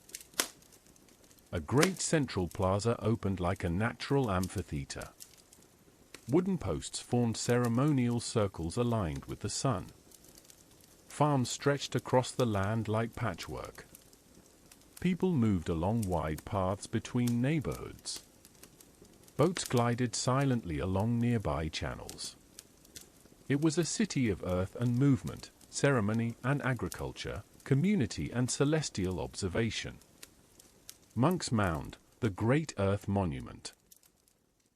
At the heart of Cahokia rose Monk's Mound, the largest earthen mound ever built in North America. It was over 100 feet tall, longer at its base than the Great Pyramid of Giza, constructed from millions of basket loads of soil, layered intentionally for stability, topped with ceremonial structures. Monk's Mound was a living monument. It rose slowly over generations. Families carried earth from nearby pits, layering it with care. Each layer reflected not only engineering skill but ceremonial memory. Standing atop the mound, one could see the entire city, fields, plazas, neighborhoods, and distant mounds aligned along cardinal directions. The wind at the summit carried a sense of connection to both land and sky. Wood henges, circles of sun and ceremony. Near the central district of Cahokia stood a remarkable series of wooden post circles, today known as wood henges. These were large rings of tall wooden posts, aligned to mark solstices and equinoxes, used to observe the sun's movements.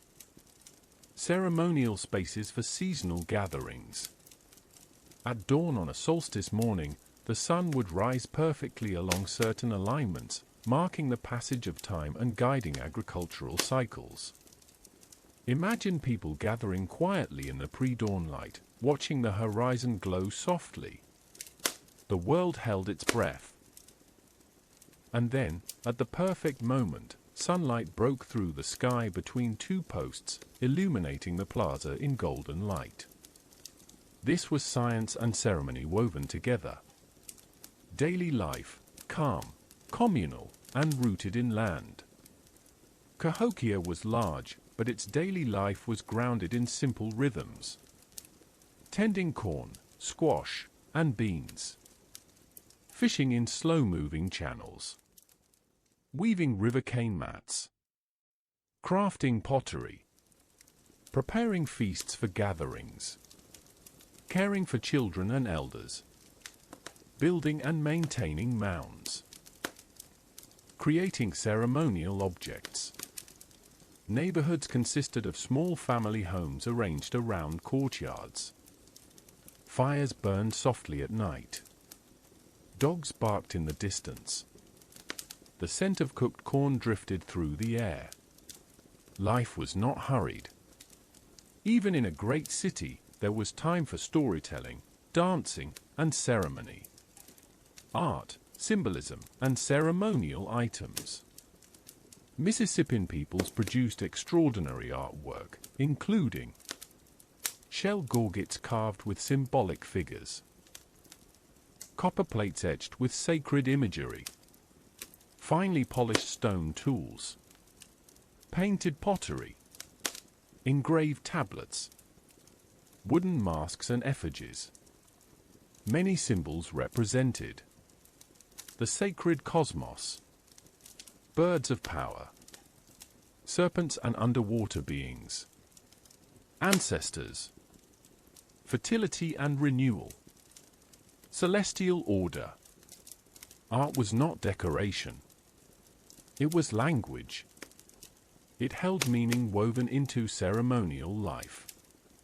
Trade networks that reached across the continent.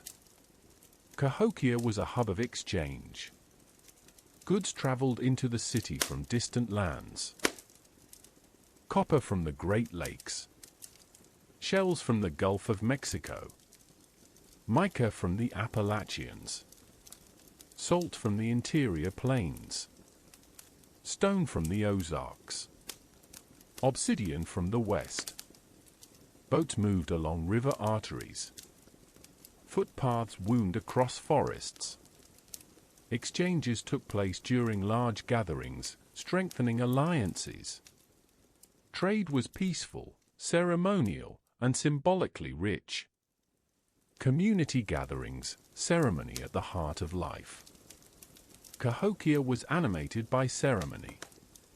Large gatherings filled the plazas with dancers, musicians, storytellers, ritual leaders, visiting families from distant towns.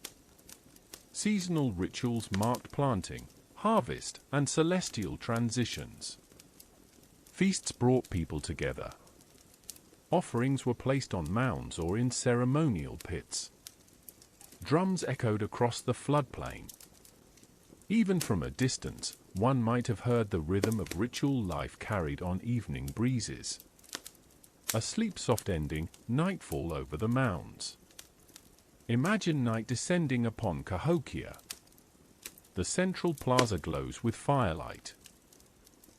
Monk's Mound rises like a dark silhouette against the sky. Families sit outside their homes, listening to quiet nighttime insects by the river. A dog barks softly in the distance. Somewhere, a ritual continues beneath a star-filled sky. The city sleeps, its mounds holding centuries of memory. Let that calm night settle around you like a blanket. Part 11. The Southeastern Chiefdoms, River Kingdoms, Ceremonial Mounds, and the Soft Power of the Ancient South. As Cahokia rose along the Mississippi River and shaped the heart of the continent, other great societies blossomed further southeast, across the warm, humid landscapes of what is now Georgia, Alabama, Tennessee, the Carolinas, and northern Florida. This region was home to powerful chiefdoms, sophisticated agricultural systems, rich artistic traditions, and ceremonial monuments that rivaled anything in the ancient world. These southeastern civilizations thrived where rivers wound slowly through pine forests, where fields of corn and squash ripened under long summers, and where mounds and plazas formed the center of political and spiritual life. The peoples of this region were not a single culture, but a constellation of towns and chiefdoms connected by trade, diplomacy, and shared ceremonial values. Tonight, we walk softly into this world, a world of earth lodges, tall platform mounds, broad plazas, and quiet rituals shaped by the movement of seasons and rivers. Let your breathing slow. Let warm southern air fill your imagination. Let the gentle heartbeat of ancient southeastern life ease your mind. A land of rivers, wetlands, and soft summers. The southeastern region of North America was shaped by water, endless water. Slow rivers winding through forests. Wetlands and marshes filled with birds. Cypress swamps alive with frogs and insects. Rich floodplains perfect for agriculture. Summers were warm and humid. Winters were mild. Rainfall was abundant. Forests were thick with oak and pine, hickory, sweet gum, cypress, magnolia. Animals were plentiful. Deer, turkey, fish, and small game were part of daily life. This landscape supported large, stable populations, the ideal foundation for emerging chiefdoms. The legacy of the mound builders continues. The southeastern chiefdoms inherited many traditions from earlier woodland and Mississippian peoples. Mound building, in particular, remained at the center of their ceremonial life. These platform mounds were rectangular or pyramidal in shape, flat-topped, arranged around wide plazas, built layer by layer, over generations, used as foundations for temples or council houses, sometimes aligned to the movements of the sun. Each mound represented communal labor and shared ceremonial meaning. Families carried basket loads of soil, slowly raising the structures that would anchor their society. The plazas around these mounds were open spaces where people gathered for ceremonies, dances, feasts, political events, storytelling, seasonal celebrations. The southeastern world was built upon earth, memory, and ritual. Chiefdoms, small kingdoms of influence and ceremony. The political organization of the southeast was characterized by chiefdoms, large towns surrounded by smaller satellite villages. Each chiefdom had a central ceremonial mound, a plaza, homes arranged in orderly clusters, storage pits for corn, a council house or temple, a hereditary leadership line. The chief, often called a mound leader in modern scholarship, held spiritual authority, social influence, responsibility for ceremonies, oversight of food distribution, diplomatic roles with neighboring chiefdoms. The chief was not a king in the European sense. Their power was rooted in ceremony, ancestry, and their ability to maintain harmony. Chiefs led not through force, but through balance. Everyday life in a southeastern town. Life in these towns was peaceful, communal, and richly patterned with daily routines. Families lived in dwellings constructed from wooden posts, wattle and daub walls, thatched or bark-covered roofs. Homes were arranged around courtyards or near the central plaza. Daily activities included tending corn, beans, and squash, fishing and trapping, crafting pottery, weaving river cane baskets, gathering nuts and fruits, preparing stews and breads, caring for children, participating in community rituals. The southeastern diet was rich and varied. Corn was ground into flour. Fish were roasted or stewed. Nuts were pounded into meal.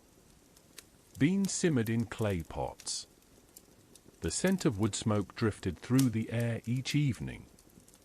Life was grounded, rhythmic, and deeply tied to the movement of seasons. Earth lodges and council houses.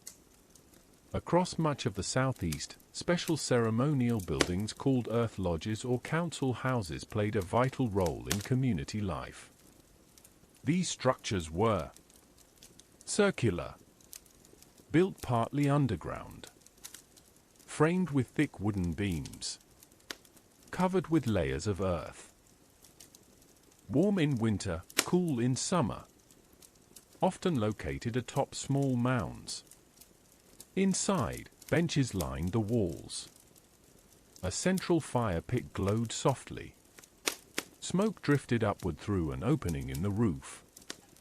Council meetings, rituals, and important decisions took place within these earthy chambers. The quiet interior of an earth lodge carried a sense of both protection and sacredness. Artistic flourishing and symbolic traditions. Southeastern peoples created extraordinary works of art, often tied to ceremonial life. Common forms included carved shell gorgets, repousse copper plates, polished stone effigies, decorated pottery, painted textiles, wooden masks, carved stone pipes. Many artworks depict birds of power, especially the falcon, serpents and underwater spirits, mythic heroes, sacred beings from cosmological stories, symbols of the upper and lower worlds. The southeastern worldview often divided the cosmos into an upper world of sky and light, a middle world of humans, a lower world of water and spirit beings. Art expressed this layered universe with grace and meaning. Trade, diplomacy, and regional networks. Chiefdoms across the southeast were connected by long-standing networks of exchange. Goods moved along rivers, foot trails, and forest paths. Common items traded included mica from the Appalachians, copper from the mountains, shells from the Gulf Coast, pottery, woven blankets, stone tools, ceremonial items. Diplomatic visits were common, especially during seasonal gatherings. Chiefs exchanged gifts, renewed alliances, and attended ceremonies in other towns. This interconnectedness strengthened cultural identity across the region. Ceremonies that guided the seasons. Ceremonial life was rich and deeply woven into agricultural cycles. One of the most significant traditions was the green corn ceremony, an annual ritual celebrating renewal, harvest, and community purification. During this ceremony, fires were rekindled, homes were cleaned, disputes were resolved, dances filled the plazas, songs honored ancestors, corn dishes were shared among families. The green corn ceremony represented balance between people, seasons, and spiritual worlds. Nighttime ceremonies were especially powerful. Firelight illuminated dances as drums echoed softly across the land. The scent of burning herbs mixed with summer air. Stars glowed above. These moments held communities together. Powerful centers: Etowah, Moundville, Arcmulgee, and more. While many southeastern chiefdoms thrived, several became especially influential. Etowah, Georgia. Known for elaborate mounds, artistic masterpieces, and ceremonial power. Moundville, Alabama. A sprawling mound center with a grand plaza, high mounds, and elite residencies. Arcmulgee, Georgia. Home to extraordinary earth lodges and ceremonial structures. Spiro, Oklahoma. Renowned for its exceptional artistry and spiritual significance. Each center reflected unique traditions, yet all belonged to the broader cultural landscape of the Southeast. A sleep-soft ending, moonlight over the river mounds. Imagine a southeastern town at dusk. The air is warm. The river nearby reflects silver light. Fireflies drift among cane thickets. Central mounds rise gently from the earth, their silhouettes soft against the evening sky. Families finish their meals. Children laugh softly near the plaza. A council house glows with firelight from within, its earthy walls warm and protective. Overhead, stars emerge one by one. A ceremony begins in the distance, low drums, soft singing, the hum of a flute carried on a summer breeze. The night is peaceful, ancient, alive with memory. Let your thoughts settle into that quiet world as you drift toward sleep. Part 12.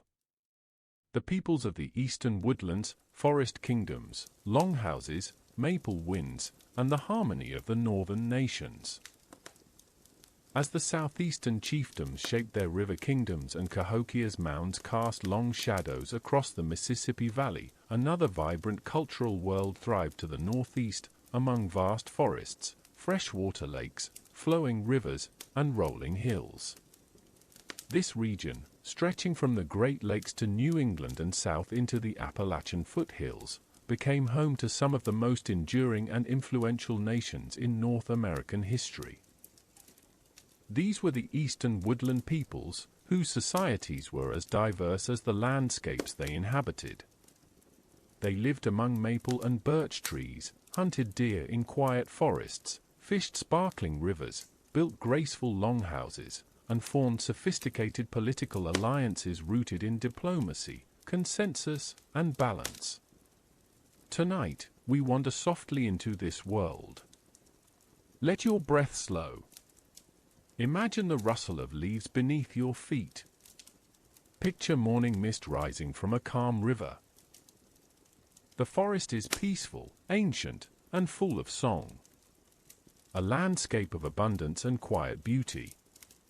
The Eastern Woodlands region was shaped by four gentle forces. Water.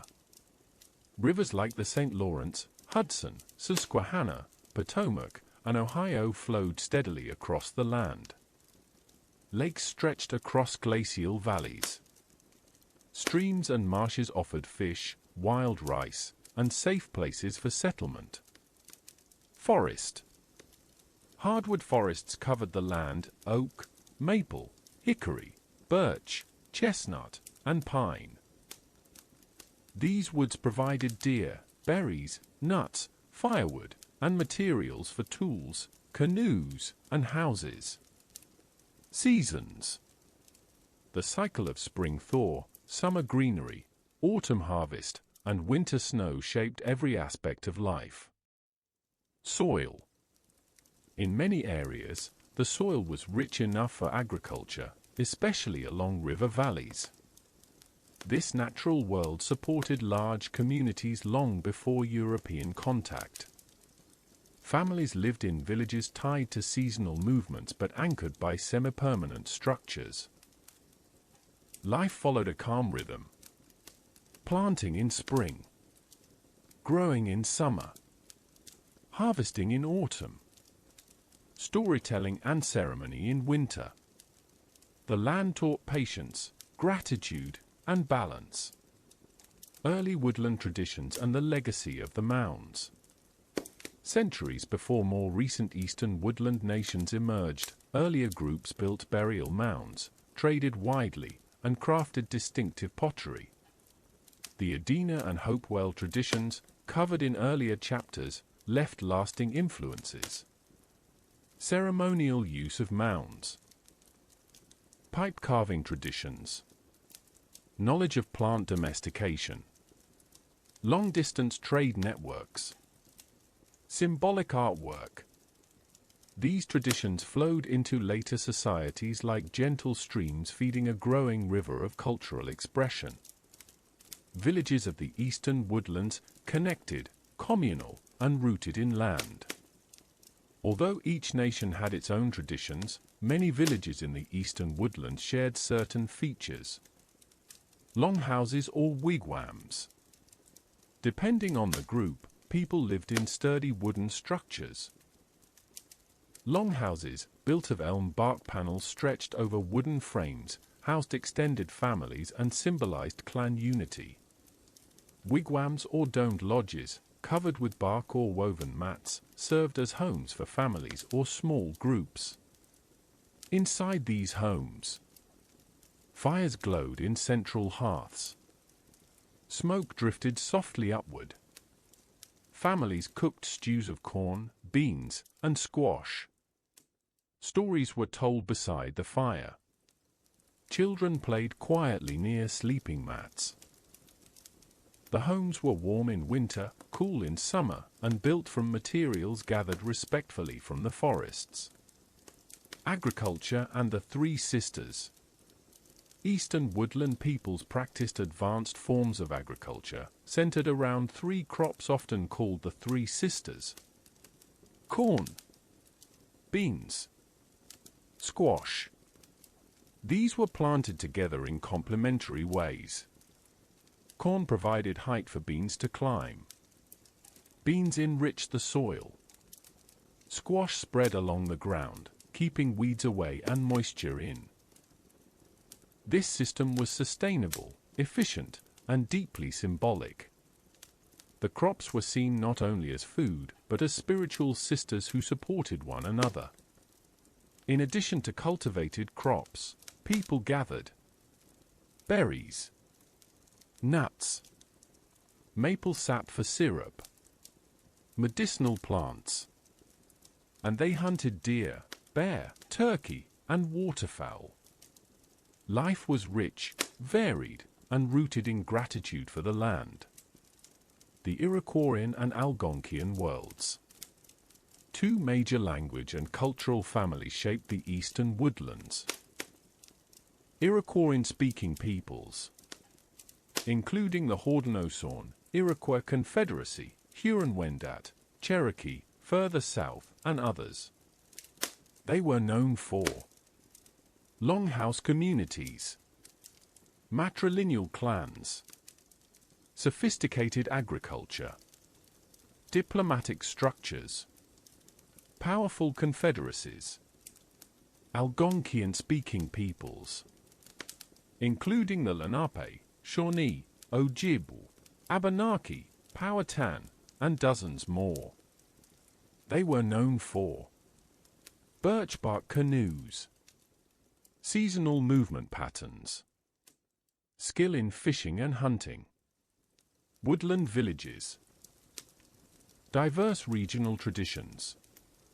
Both cultural spheres interacted, traded, and occasionally warred, but both produced deeply balanced societies rooted in kinship and the land. The Haudenosaunee Confederacy, a league of peace. One of the most remarkable political structures in world history emerged in the Eastern Woodlands, the Haudenosaunee Confederacy, sometimes called the Iroquois League. Tradition holds that it was founded through the teachings of the peacemaker, who encouraged 5 nations: the Mohawk, Oneida, Onondaga, Cayuga, and Seneca, to replace conflict with a system of consensus, diplomacy, shared law, clan mother leadership, representative councils. Later, the Tuscarora joined as the 6th nation. Their collective decisions were made in council houses where representatives debated respectfully. Clan mothers guided leadership roles. Wampum belts recorded agreements. Words were chosen with care. Peace was upheld as the greatest value. In a world of shifting alliances, the Haudenosaunee Confederacy was a stable force for centuries. Birchbark, canoes, and woodland craftsmanship. Algonquian-speaking peoples in the north were renowned for their use of birchbark.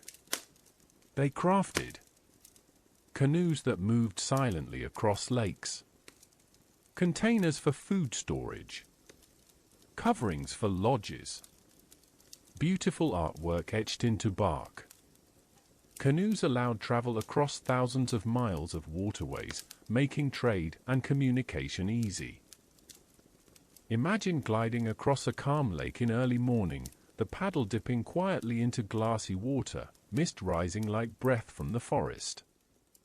This is the world of the northern woodlands. Ceremony, story, and spirit. Spirituality in the Eastern Woodlands varied across nations, but shared certain principles. Animals and plants held spiritual power. Ancestors were honored. Dreams carried messages. The natural world was alive. Balance was essential. Ceremonies marked harvest seasons, midwinter renewal, first snow, fishing seasons, births and marriages, community decisions. In winter, storytelling filled long nights with tales of culture heroes, creation, tricksters, and moral lessons. The forest listened as voices rose and fell in quiet rhythms. Trade networks across forest and water. The Eastern Woodlands were connected by vast networks of trade. Wampum belts crafted from shell, copper from the Great Lakes, stone from the Appalachians, pelts from northern forests, pottery from river valleys, food and seeds. Canoes carried goods across lakes. Footpaths wound through forests. Diplomacy strengthened connections across vast distances. A sleep-soft ending, twilight in a woodland village. Imagine an ancient woodland village at dusk. The air is cool and filled with the scent of pine. Smoke rises from central hearths. The longhouse door flap moves gently in the evening breeze. Children chase fireflies in the clearing. Elders sit near warm coals, telling stories beneath the first stars. An owl calls softly from the trees. Leaves rustle overhead. The forest hums with nighttime life. The village is peaceful, timeless, and full of memory. Let that quiet scene guide you deeper into rest. Part 13. The Great Lakes Nations, Waters of Memory, Birchbark Canoes, and the Circle of Life in the Northern Forests. As the Eastern Woodland nations shaped diplomatic leagues and forest communities, and as southeastern chiefdoms flourished with Mound Plaza ceremonies, another cultural world thrived farther north, across a vast region defined not by river valleys or agricultural fields, but by water, endless, shimmering, ancient water. This was the realm of the Great Lakes nations, where cultures grew in harmony with some of the largest freshwater lakes on Earth, and where life unfolded to the rhythm of the seasons, the forests, and the quiet gliding of birchbark canoes across glassy morning waters. Tonight, we travel gently into that world. Let your breathing match the calm rhythm of waves against a northern shoreline. Let pine-scented breezes drift softly through your imagination. The Great Lakes region, with its deep forests and wide horizons, becomes a restful companion as we step into this chapter of history. The Great Lakes are a world of water, forest, and stone. The Great Lakes region spans thousands of miles, from the cold shores of Lake Superior to the gentler waters of Lake Erie, and from the dense forests of Ontario to the rolling hills of Wisconsin and Michigan. It is a place shaped by enormous freshwater seas, rugged shorelines, dense pine, birch, and maple forests, broad river networks, islands and peninsulas, rocky outcrops carved by ancient glacier. The land holds countless stories, told in ripples, in stone, and in wind. For thousands of years, indigenous nations in this region adapted gracefully to the terrain, harvesting its resources with care and balancing life with seasonal movement. The peoples of the lakes, Anishinaabe, Ojibwe, Odawa, Potawatomi, Menominee, and more. Many nations lived around the Great Lakes, each with its own identity, language, and traditions. Among the most influential cultures were the Anishinaabe peoples, a cultural and linguistic family that includes the Ojibwe, Chippewa, the Odawa, Ottawa, the Potawatomi, the Algonquin, the Mississaugas, and several others. In the western Lake Superior region lived the Menominee, known for their deep understanding of forest ecology. To the south, peoples like the Miami and Ho-Chunk built thriving villages near lake tributaries. Still farther north, Cree communities navigated the waterways leading into the subarctic. Each nation was distinct, yet many shared cultural threads: birchbark canoe craftsmanship, seasonal movement, maple harvests, fishing traditions, and a spiritual worldview centered on respect and reciprocity. The Anishinaabe migration story, a sacred journey west. Many Great Lakes nations hold an ancient migration tradition describing the journey of their ancestors from the Atlantic coast to their homelands near the Great Lakes. According to oral histories, their movement followed a series of prophecies that guided them westward along rivers and lakes, searching for a place where food grows on water. That food was wild rice, manumin, found in abundance around Lake Superior and Lake Michigan. The migration story is not simply a tale of movement. It is a cornerstone of identity, linking the people to the land, the lakes, and the cycles of creation. Life in a region of seasons. The Great Lakes climate brought distinct seasons that shaped every part of life. Spring. Snow melted. Rivers ran high. Families tapped maple trees to produce syrup and sugar. Fishing resumed as ice receded. Summer. Communities gathered in their largest villages, fished abundantly, planted small gardens, repaired canoes, and held summer ceremonies. Autumn.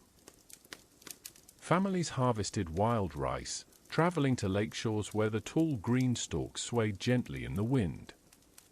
They gathered nuts, dried fish, and prepared supplies for winter. Winter. People moved into smaller, sheltered camps in the forest. Sleds glided over snow. Fires burned steadily in lodges. Storytelling flourished in the long nights. Life was peaceful, cyclical, and deeply connected to water and woodland. Birchbark canoes, the quiet vessels of the north. Few technologies in world history match the elegance and efficiency of the birchbark canoe.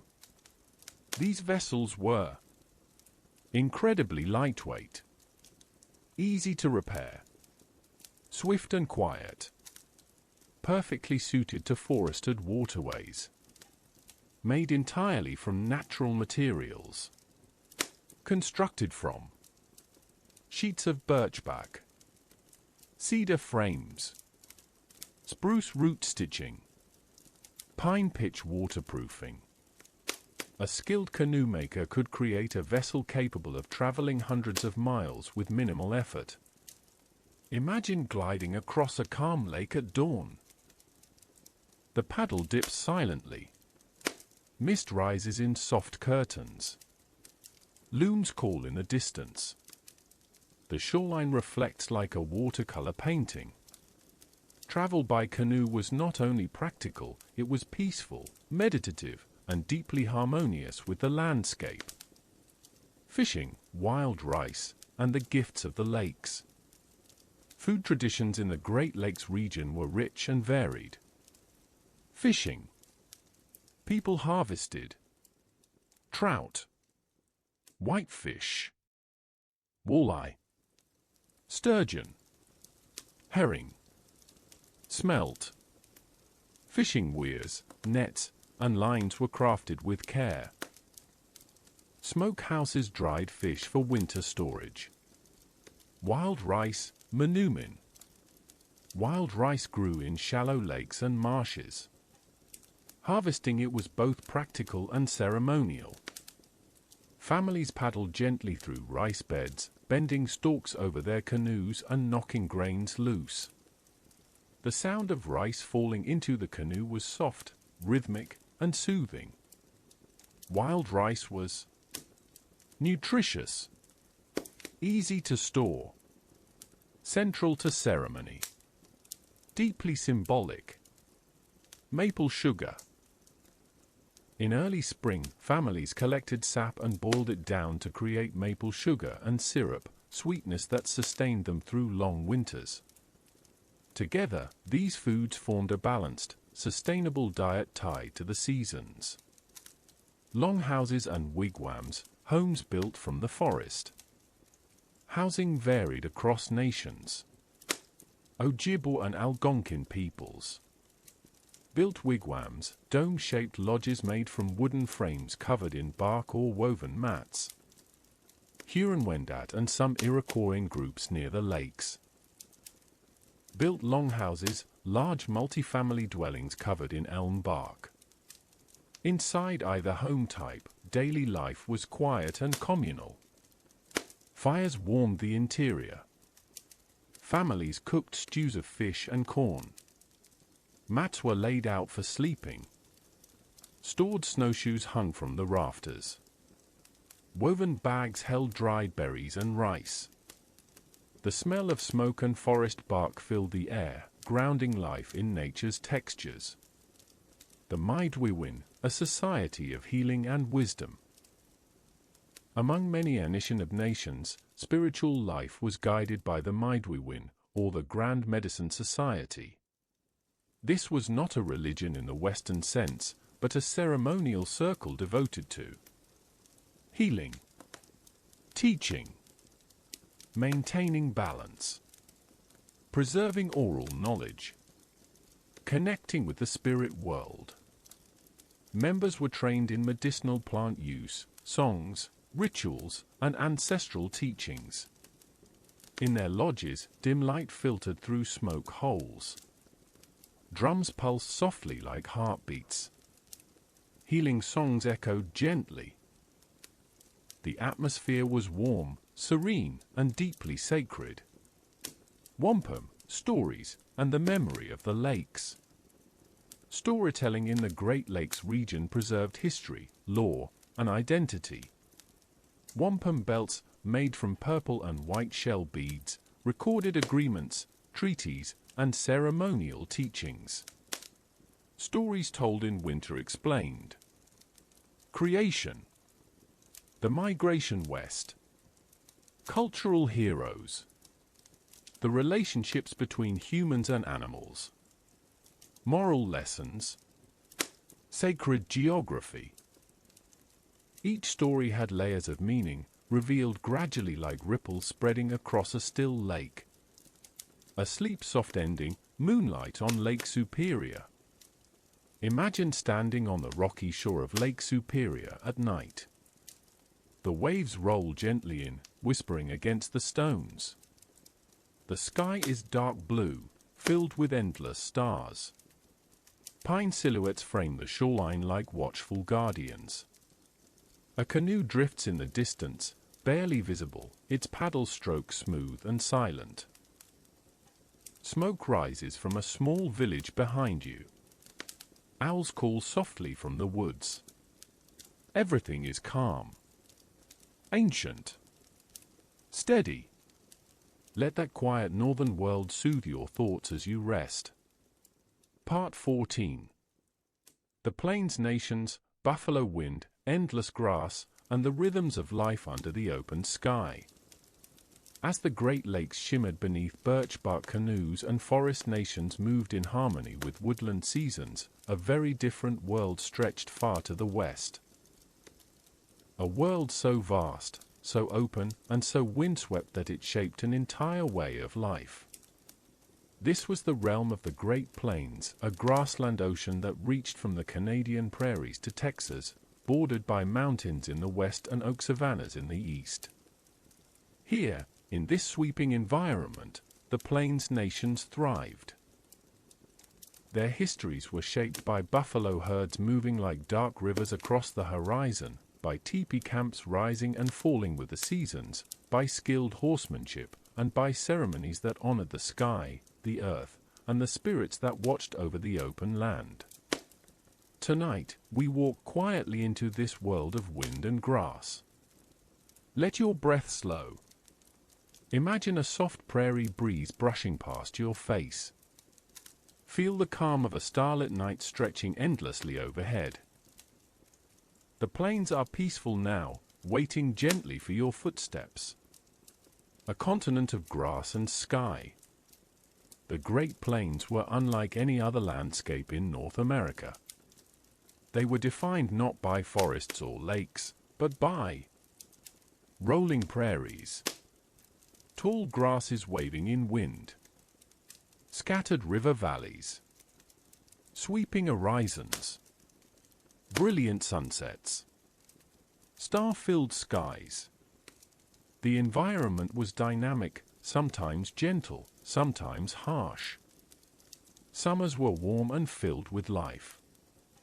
Winters could be cold and stark. But in every season, the land carried a quiet grandeur. Wildlife thrived here. Buffalo in immense herds. Pronghorn moving swiftly across grass.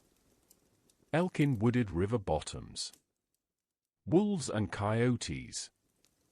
Eagles soaring over prairie winds. To live in the plains was to understand movement, seasons, and the rhythm of the grasslands. The nations of the plains. The Great Plains were home to many nations, each with distinct traditions, languages, and histories.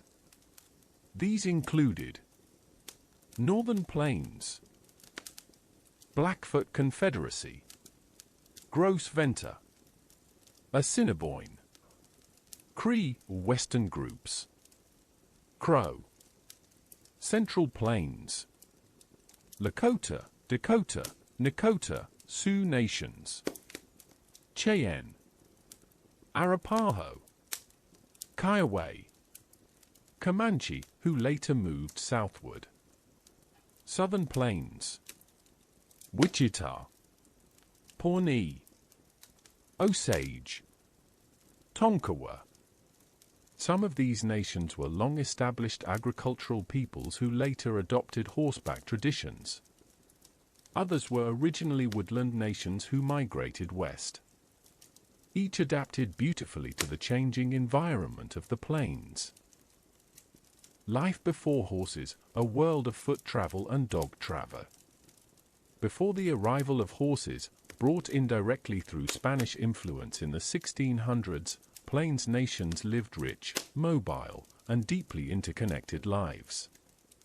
They used dog travel, wooden frames dragged behind dogs, to transport belongings, buffalo pounds and communal hunts to gather food, semi-sedentary villages along river valleys for agriculture, seasonal movement following animal migrations.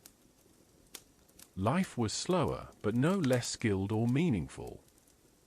Buffalo hunts required patience and collective action. Families moved with the seasons, gathering plants, hunting game, and participating in intertribal gatherings. The arrival of horses, a gentle revolution. When horses began spreading northward and eastward from Spanish influence, everything changed. The transformation was gradual but profound. Horses brought far greater mobility, more efficient buffalo hunting, new forms of trade, increased interaction among nations, a heightened importance of warfare and raiding, social shifts centered on horsemanship. Yet the change also brought beauty. Riders moving gracefully across prairies, painted horses adorned for ceremony, young people learning to ride before they could walk, families traveling quickly between camps. Horsemanship became a defining feature of Plains culture. Buffalo, the center of Plains life. No animal shaped a region more completely than the buffalo. Plains nations honored the buffalo with respect, gratitude, and ceremony. Nearly every part of the animal was used. Hide for clothing, shelter, and shields. Meat for food.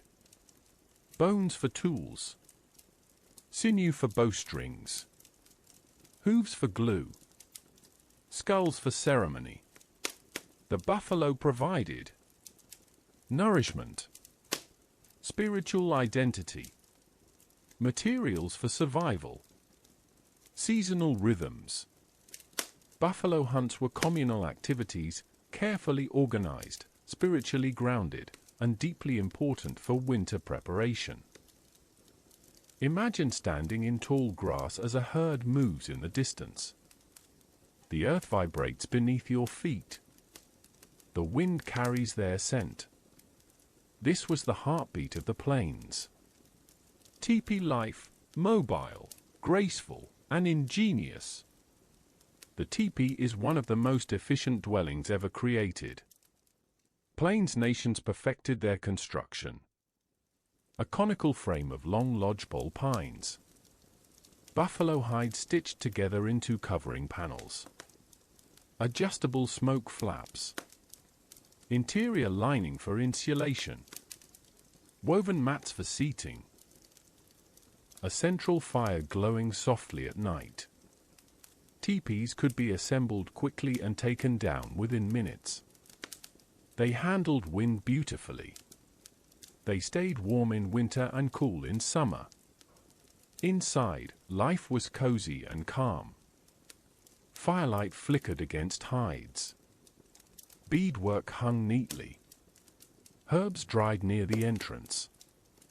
Children curled up beneath warm robes. Elders told stories as sparks drifted upward. It was a peaceful home, designed for a moving world. The sun dance and other ceremonial traditions. Ceremonies in the plains carried deep meaning and were tied to community, renewal, and the cycles of nature. Among the most important was the sun dance, practiced by many plains nations.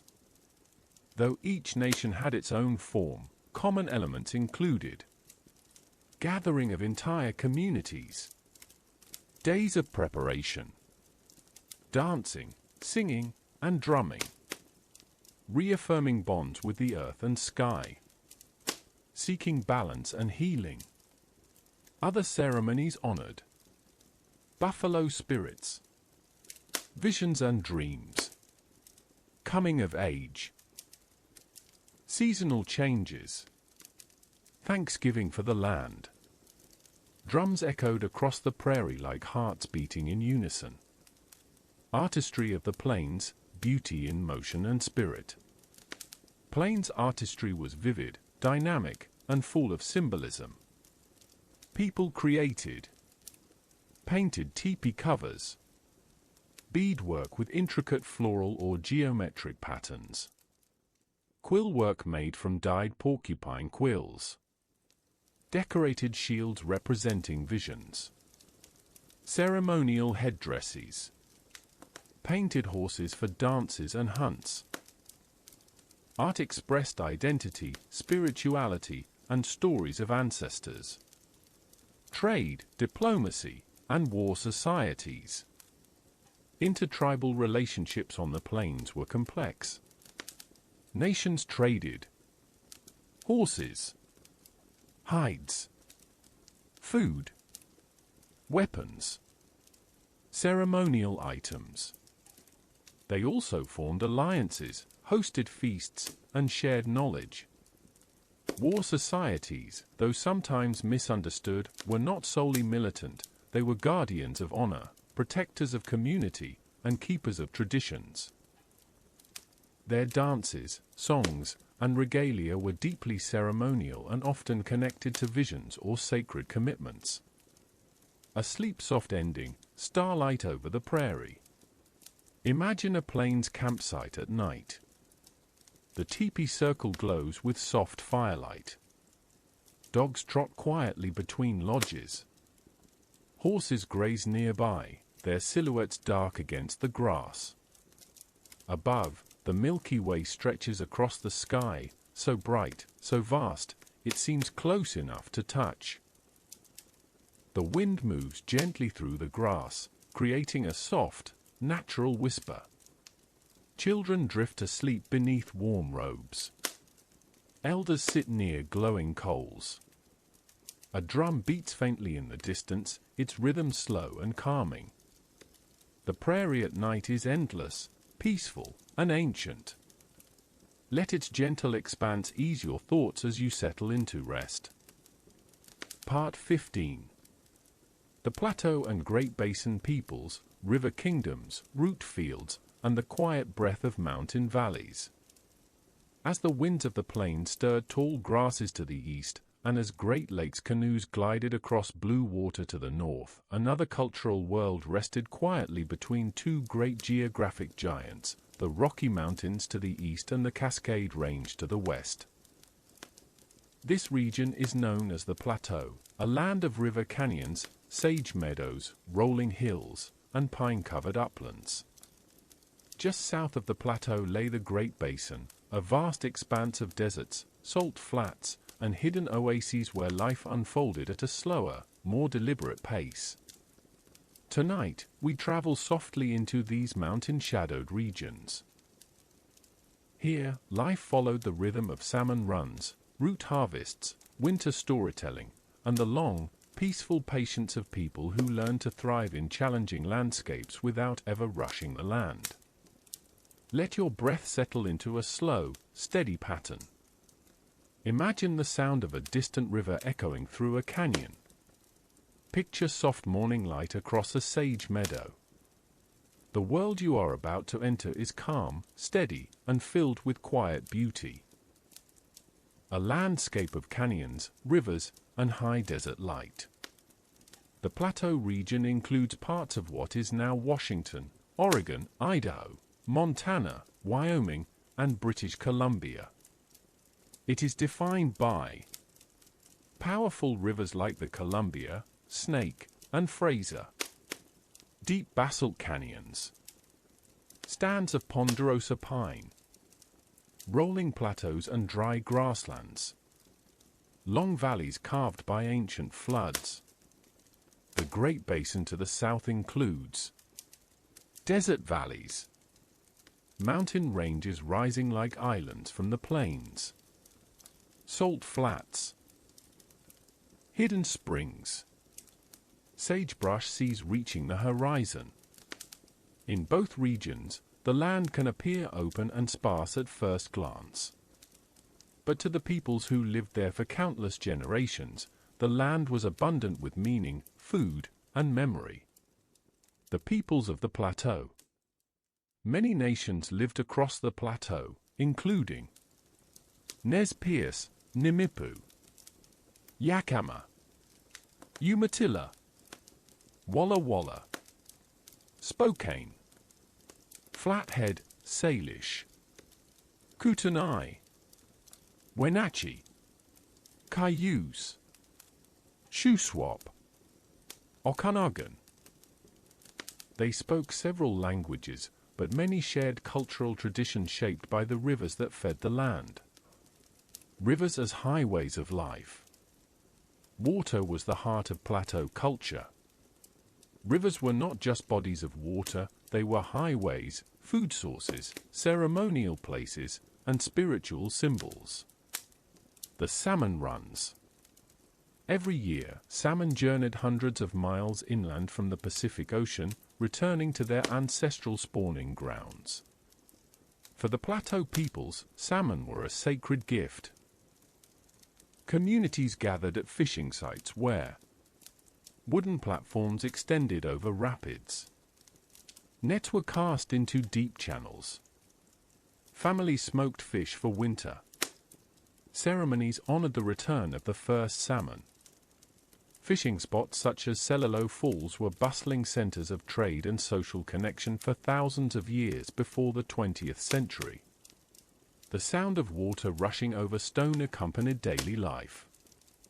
Villages, homes, and seasonal movements. Plateau peoples lived in semi-sedentary villages, often along rivers. Their dwellings varied with the season. Winter lodges. Large, semi-subterranean homes insulated against cold, built with earth, timber, tule mats. The lodges were warm, communal, and filled with firelight during long winter nights.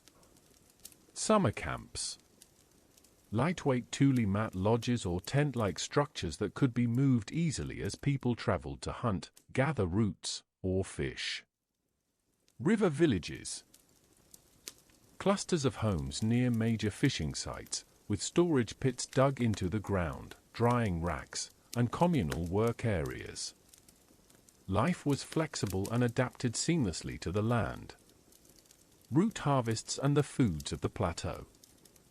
In addition to salmon, Plateau peoples relied on a wide variety of plants. Root gathering, especially for women, was a central part of cultural life. Common foods included camas bulbs, bitterroot, wild onions, berries, deer and elk, waterfowl, pine nuts in certain areas, dried fish and meat, acorns in southern zones. Some roots were baked in earth ovens for days, slowly caramelizing into sweet, nourishing food. The seasonal round, the careful movement across landscape to harvest different resources, was a practice rooted in thousands of years of ecological knowledge. Social life and community. Plateau social structures emphasized cooperation, extended kinship, and respect for both elders and the natural world. Families were often grouped into bands connected through marriage, shared fishing territories, clan relationships, trade partnerships. Leadership was earned through wisdom, generosity, and skill rather than hereditary status alone. Communities valued storytelling, hospitality, healing traditions, spiritual balance, sharing resources, modesty, consensus in decision-making. Nothing in Plateau life was hurried. Decisions and traditions unfolded thoughtfully, like the flow of a river. Art, clothing, and craftsmanship. Plateau art was subtle, elegant, and deeply tied to nature.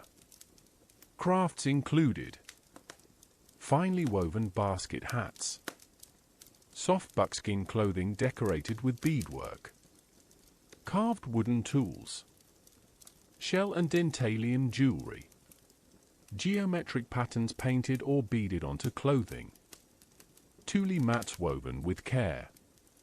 Dentalium shells, harvested far to the north along the Pacific coast, were especially valued. They traveled hundreds of miles through trade networks, becoming symbols of beauty and status. The spiritual life of the Plateau. Spiritual traditions varied by nation, but many shared elements. Reverence for natural beings. Vision quests for personal guidance. Songs and stories passed down in winter. Root feast ceremonies. Salmon and water rituals. The importance of dreams. Ceremonies honored. The return of salmon. The first roots of spring. The balance of the seasons. The spirits who inhabited mountain peaks. Ancestral guidance. Winter was a sacred season. Fires burned in the dark interiors of winter lodges. Elders told long, gentle stories that explained the world, taught values, and preserved history. Outside, snow softened the sound of the night, wrapping the village in quiet. The Great Basin, life in a subtle landscape. To the south, the Great Basin was home to nations such as Shoshone, Paiute, Ute, Goshute, Bannock, Washoe. This region was more arid, but its people thrived through careful knowledge of desert plants, seasonal water sources, migratory patterns of animals, delicate ecological balances. Life moved in slow, graceful cycles. Pine nut harvests in mountain groves. Deer and rabbit hunting. Seed gathering in desert valleys. Fishing in ancient lakes. Quiet winter encampments. Great Basin peoples became masters of surviving and flourishing in landscapes that required patience, awareness, and constant adaptation. Canoes, horses, and movement across the land. In the Plateau, mobility meant canoe travel on the rivers. In the Great Basin and the Southern Plateau, mobility meant horses or foot travel across open valleys. Both methods were quiet, respectful ways of engaging with land. A canoe gliding through river water made almost no sound besides the gentle drip of a paddle. A horse walking through sagebrush stirred only a soft whisper. Everything in these regions lived close to silence. A sleep-soft ending, starlight over a plateau river. Imagine standing beside a river at dusk. The canyon walls rise gently on either side. A faint purple glow rests along the horizon. The sound of flowing water is constant and calming. A salmon jumps, sending ripples across the surface. Behind you, a winter lodge glows with soft firelight. Inside, families are gathered, listening to a story told in a calm, steady voice.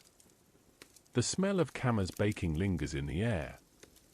Above, stars fill the sky, bright and unbroken by city light. The land feels ancient, steady, protective. Let that peace settle over you as you rest. Part 16. The California Nations, acorn valleys, painted caves, redwood shadows, and the quiet harmonies of the West. As the Plateau rivers carried salmon inland and the Great Basin deserts breathed their quiet winds across hidden valleys, another world unfolded far to the west, a world of extraordinary ecological richness, gentle climates, ancient oak groves, coastal mists, and diverse cultural landscapes. This was California, home to more than 100 distinct native nations, each with its own language, foodways, ceremonies, and traditions. California was unlike any other indigenous cultural area in North America. It was a mosaic of environments, fog-covered redwood forests, sunny river valleys, harsh desert basins, rolling oak woodlands, sweeping grasslands, and gentle coastal shores. No other region contained such concentrated cultural diversity within so small a geographic space. Tonight, we travel softly into this world of abundant life and quiet beauty. Let the cool breeze of a Pacific evening drift into your imagination. Picture sunlight filtering through the branches of a giant oak tree. Hear the distant sound of waves breaking against rocky cliffs. California, in its ancient form, becomes a gentle companion as you settle in. A land of extraordinary diversity. California's landscapes shaped its peoples. Within a single afternoon of travel, one might move from redwood cathedrals to dry inland valleys, to marsh wetlands, to rocky coastlines, to desert mountains.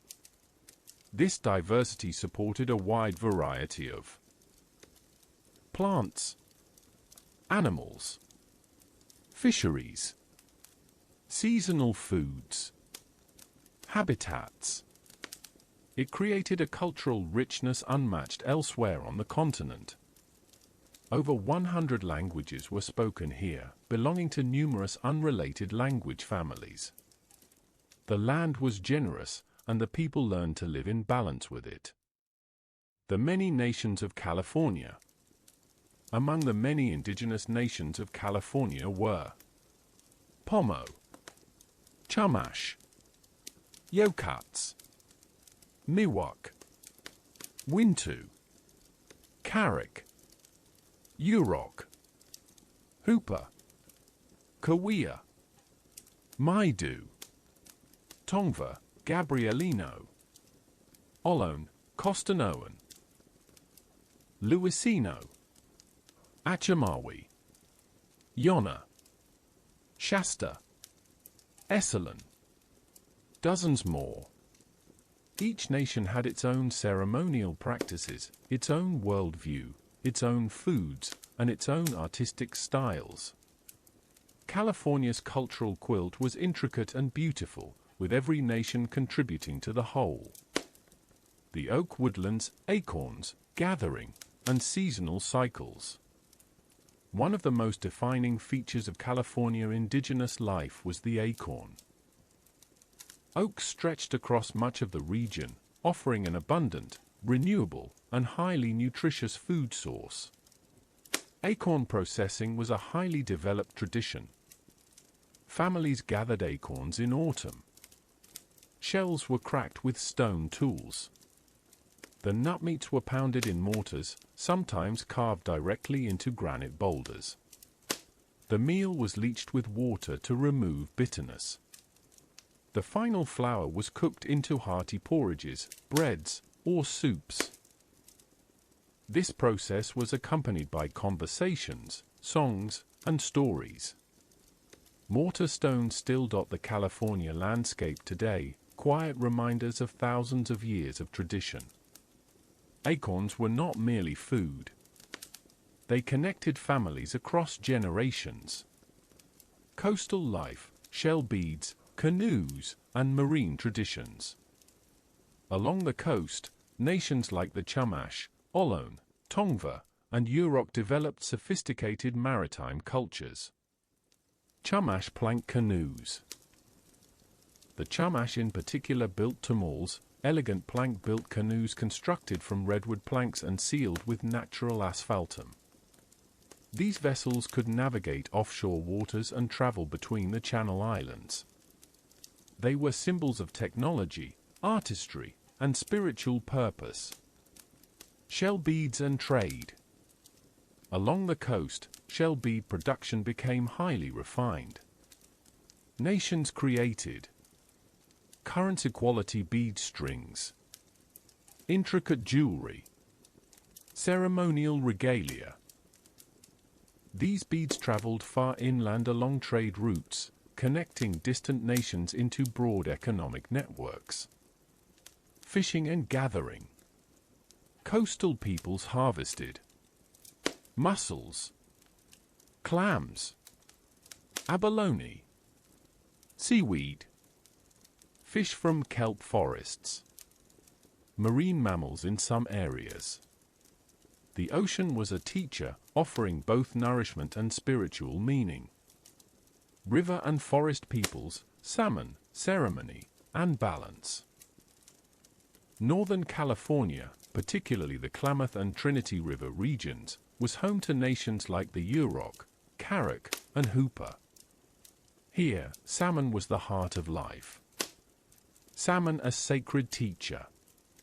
Ceremonies welcomed the first salmon each year. Fishing was carefully managed, ensuring the rivers remained healthy. Community rights and responsibilities governed who fished, when, and how. Redwood and cedar homes. The Yurok and Hoopa built plank houses from massive redwood or cedar trees. These homes were sturdy, warm, and ceremonial in their layout, aligned with spiritual geography. Ceremonial gatherings.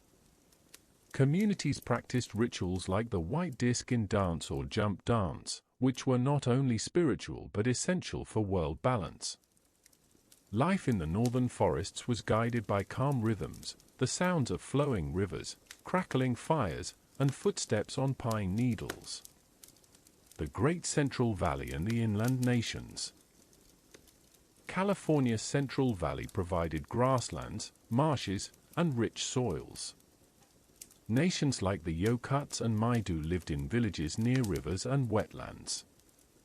Food sources included freshwater fish, migratory waterfowl, tule reeds, seeds of wild grasses, acorns, deer and small game. Tule reeds were especially important, used to build boats, mats, and even houses. In certain seasons, whole landscapes glowed golden under the sun. Basketry, one of the world's great art traditions. California basketry is among the most refined on Earth.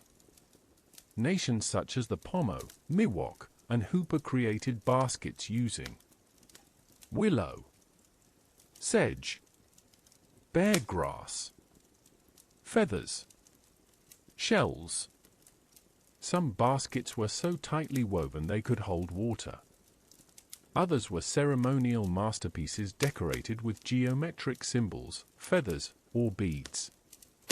Basket making was not only an art, it was a form of meditation, prayer, and communication with the land. Dreaming, ceremony, and spiritual traditions. Spiritual life varied across California, but certain themes echoed softly across nations. Dreams held great meaning. Every element of nature carried its own spirit. Dances marked seasonal shifts. Shamans acted as healers. Songs preserved memory. Ceremonies restored balance. In winter, fires glowed in roundhouses and dance lodges as communities gathered for ritual events lasting days. The night air outside was cool and still. Stars shone brightly above ancient oak branches. And inside, songs rose like warm breath, connecting past and present. Trade routes across mountains and coast. Despite linguistic diversity, California's nations were tightly connected. Footpaths and trade networks stretched across Sierra Nevada passes, coastal trails, desert valleys, river canyons. Traders carried obsidian, shell beads, basket materials, food, herbal medicines, stories, songs. Every path was part of a larger cultural web. A sleep-soft ending, nightfall among the oaks. Imagine the quiet of a California valley at dusk. The sky glows a warm orange that softens into deep purple. A light breeze stirs the grass. Acorns fall gently onto dry leaves. Smoke rises from a small village where families finish their evening meals. An elder sits beneath a great oak tree, telling a story to the children gathered around. The fire crackles softly.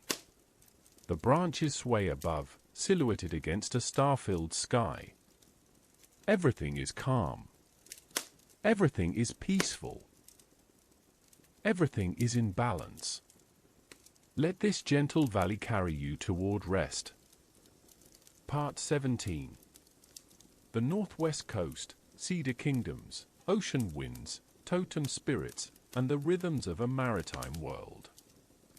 As California's oak groves whispered their soft evening songs and salmon returned each year to the rivers of the Klamath and Trinity, a very different world rose farther north along the Pacific edge of the continent, a world of towering cedar forests, mist-covered inlets, snow-fed rivers, and deep cultural traditions shaped by the sea.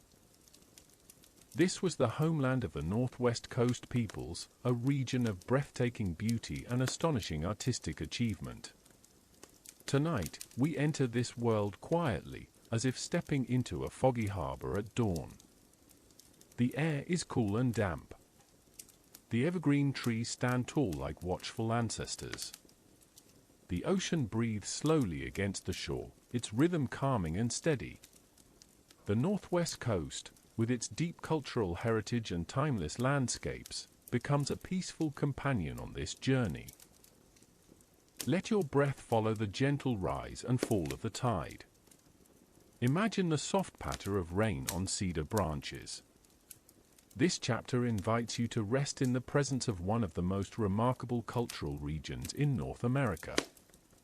A landscape shaped by water and trees. The Northwest Coast stretches from Northern California through Oregon and Washington, past British Columbia, and all the way to southeast Alaska.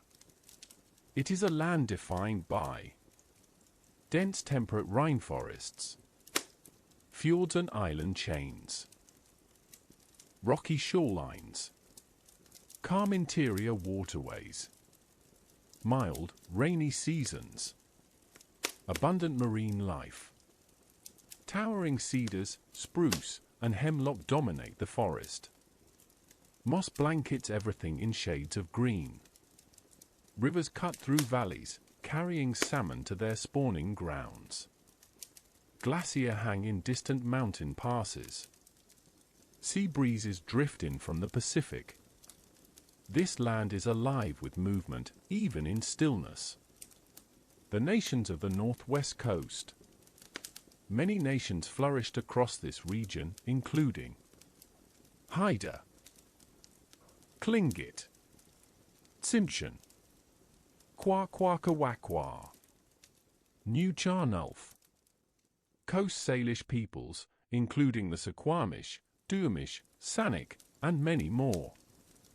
Heiltsuk, Bellacoola, Nuxalk, Chimarcum and Clallam. Makar, Yakama and inland groups near the plateau edge.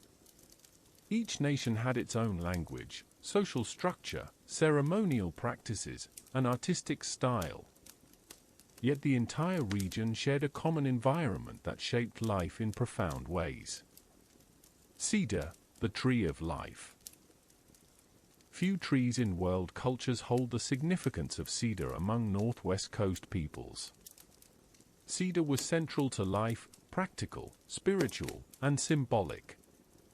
From cedar the people created longhouses, dugout canoes, totem poles, masks, baskets, clothing, roof shingles, tools, ceremonial regalia. Cedar was harvested with great respect. Skilled woodworkers carved canoes capable of traveling hundreds of miles along the rugged coast. Longhouses crafted from cedar planks could stand for generations, sheltering extended families and witnessing countless ceremonies. The scent of cedar, warm, robust, and calming, infused daily life. Longhouses and village life. Villages along the northwest coast were often situated near sheltered bays or river mouths. Longhouses stood in rows facing the water, forming the heart of community life. Inside a cedar longhouse, fires glowed softly along the central axis. Smoke drifted upward through vents. Carved houseposts stood like guardians. Family belongings hung neatly along the walls. Woven mats softened the wooden floors. Stories were shared in warm, steady voices. Each longhouse belonged to a specific lineage or clan. Its art, carvings, and crest symbols told stories of ancestry and identity. Outside, the rhythmic sound of waves lapping against the shore mingled with the calls of seabirds. A world of salmon, sea, and seasonal abundance. Food, ceremony, and identity along the northwest coast were deeply tied to the sea. Salmon. Salmon was life. Nations honored salmon with first salmon ceremonies, thanking the fish for returning each year. Families dried, smoked, and stored salmon to last through winter. Whaling and seal hunting. Among the Nucharnulf and Makar, whaling was a highly ceremonial practice requiring immense skill, spiritual preparation, and deep respect for the whale. Shellfish and seaweed. Clams, mussels, crabs, and seaweed were harvested along rocky shores and sandy beaches. Berries, roots, and forest foods. Women gathered. Huckleberries, salmonberries, camas, thimbleberries, medicinal plants. The land offered a rich, varied diet throughout the year. Totem poles, carving, and artistic mastery. The northwest coast is home to some of the most celebrated artistic traditions in the world. The carved forms, eagles, ravens, bears, killer whales, wolves, and supernatural beings, carry deep layers of meaning. Totem poles. Contrary to popular myths, totem poles were never idols or religious worship objects. They served as markers of lineage, commemorations of important events, representations of rights, privileges, or stories, memorials to ancestors. Poles were carved from massive cedar trunks and painted with mineral pigments in rich, deep hues, often red, black, green, and blue. Masks and regalia. Masks used in winter dances or ceremonies symbolized ancestral stories, supernatural beings, animal-human transformations, clan histories. Dancers brought these masks to life, accompanied by drums, rattles, and songs. Each mask carried both beauty and symbolism. Social structure, clans, lineages, and wealth. Northwest Coast societies were highly organized. Many groups followed matrilineal clan systems, where lineage passed through the mother. Property and titles were inherited through the maternal line. Clan crests defined identity. Wealth was measured not only in possessions but in generosity and ceremonial giving. The potlatch, ceremony of giving, story, and renewal. The potlatch is one of the most important traditions in the Northwest Coast region, a ceremony of giving, teaching, validating social rank, storytelling, feasting, dancing, renewing community ties. Potlatches marked births, marriages, house dedications, memorials, transfers of names, privileges, and rights. They were acts of generosity, where hosts distributed gifts to guests, strengthening bonds across families and villages. In a dimly lit cedar hall, firelight flickered against carved posts. Drums echoed slowly. Songs rose in warm tones. Dancers moved in rhythm, masked figures shifting between the natural and spiritual worlds. The potlatch was more than ceremony, it was the pulse of Northwest Coast culture. Trade routes and canoe travel. Canoes were the highways of the Northwest Coast.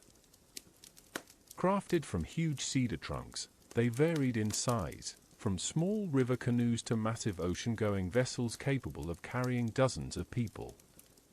Canoe travel connected distant villages and encouraged trade in Eulicon oil, grease trails, dried fish, obsidian, carved items, shells, blankets, medicines, stories and songs.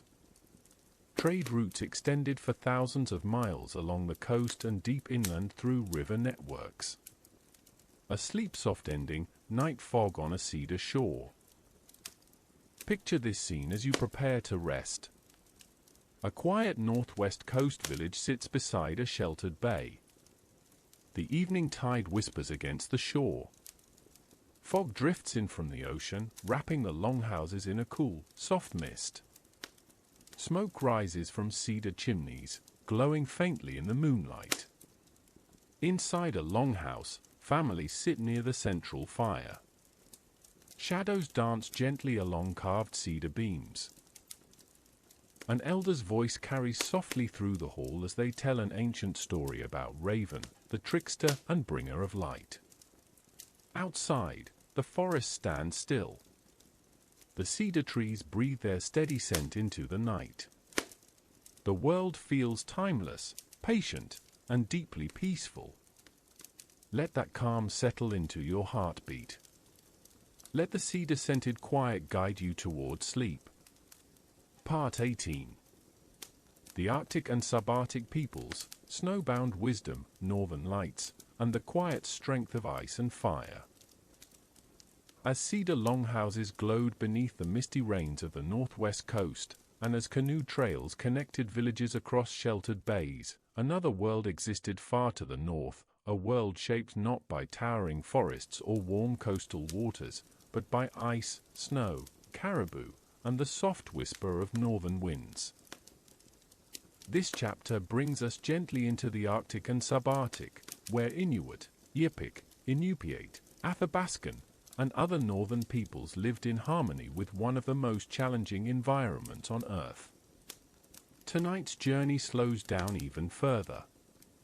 The Arctic is a place where silence is vast, where winter nights stretch long beneath shimmering auroras, and where the land offers life only through deep knowledge, patience, and respect.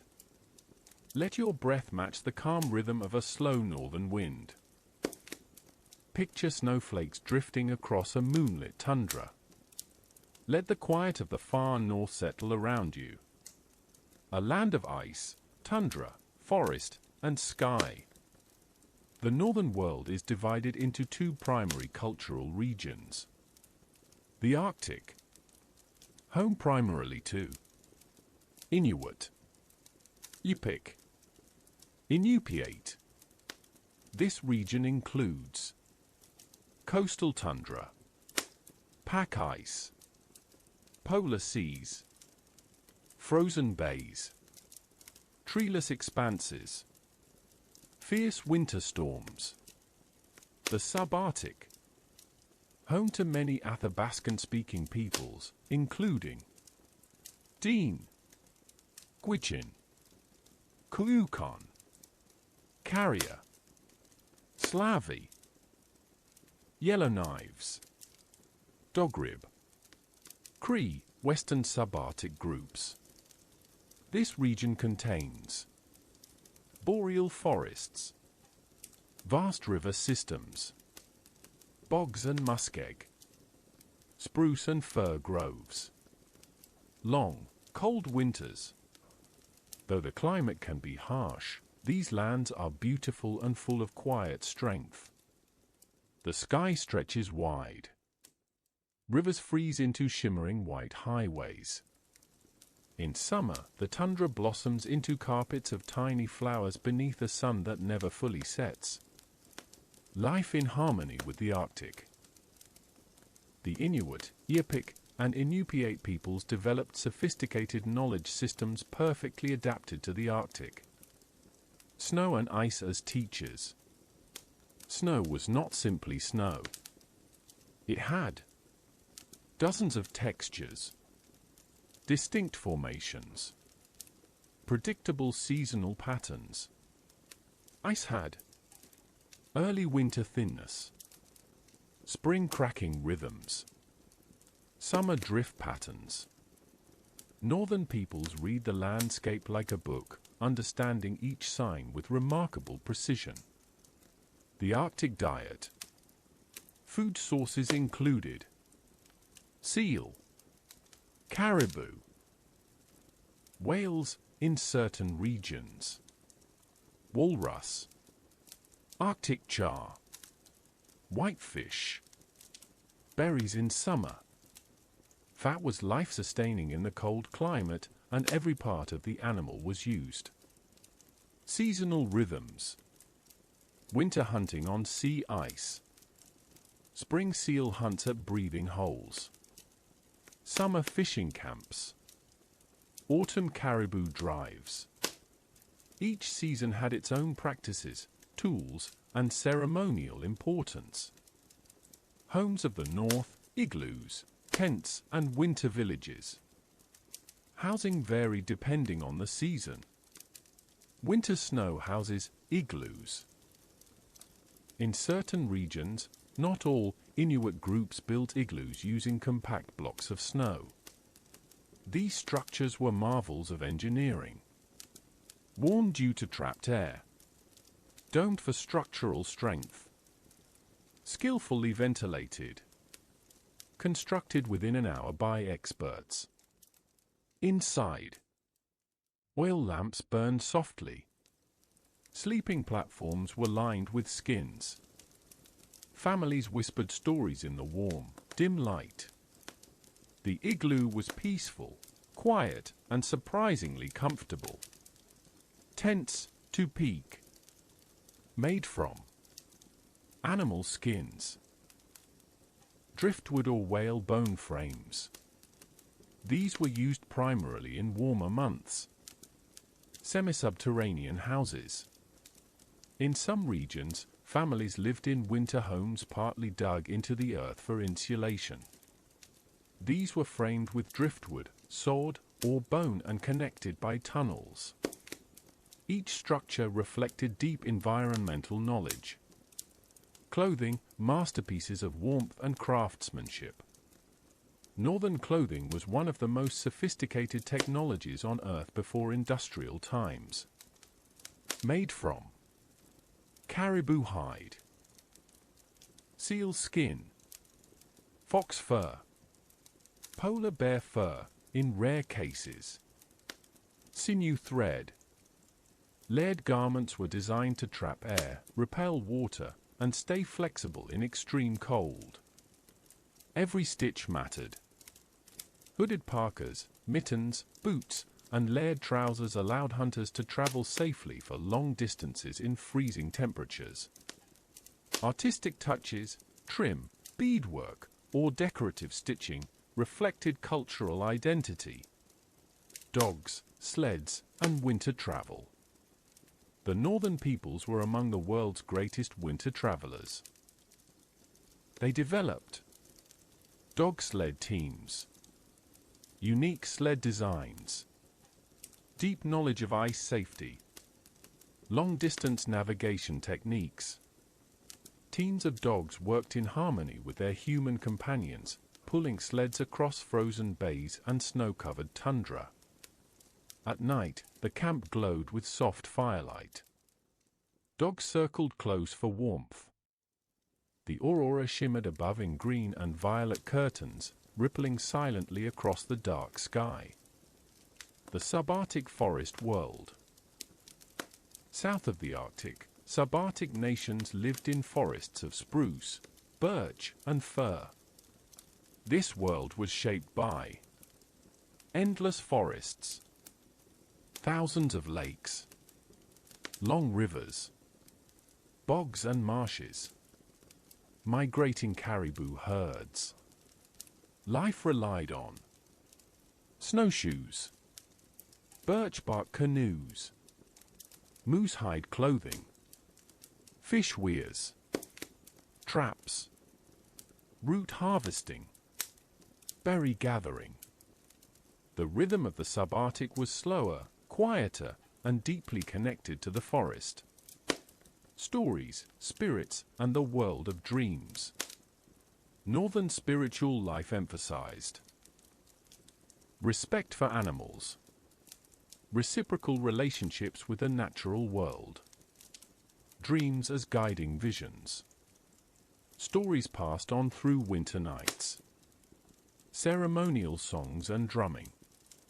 Common themes included the origins of caribou, the creation of the northern lights, how animals gained their abilities, moral lessons for the community, the importance of humility. In a winter house lit by a single lamp, stories flowed softly while snow drifted silently outside. Art and craft of the far north. Artistic traditions included carved ivory from walrus tusks, carved bone tools, masks for ceremonial use, sewn skin patterns, drum making, birch bark containers, subarctic. Decorative art often honored animals, ancestors, and spirit beings. Many masks represented transformations between human and animal forms. Travel, trade, and interconnectedness. The Arctic and Subarctic were not isolated. Trade routes connected northern peoples with Pacific Coast nations, Plateau nations, Plains nations. Other subarctic groups. Russian traders in the far west, historically. Trade goods included furs, medicinal plants, marine oil, carved items, copper, hides, stories and songs. Despite long distances, the northern world was deeply interconnected. A sleep-soft ending, aurora nights. Imagine this final scene as you rest. A small winter camp sits beneath a dark, star-filled sky. Snow stretches out in all directions, soft and untouched. The only sound is the distant howl of a sled dog. Inside a warm snow house, a small oil lamp glows. Families rest on raised platforms covered in soft hides. An elder tells a quiet story about Raven and the lights that dance in the sky. Outside, the aurora shimmers, slow, graceful waves of green drifting across the heavens. The air is cold, but the spirit of the north is warm, peaceful, and eternal.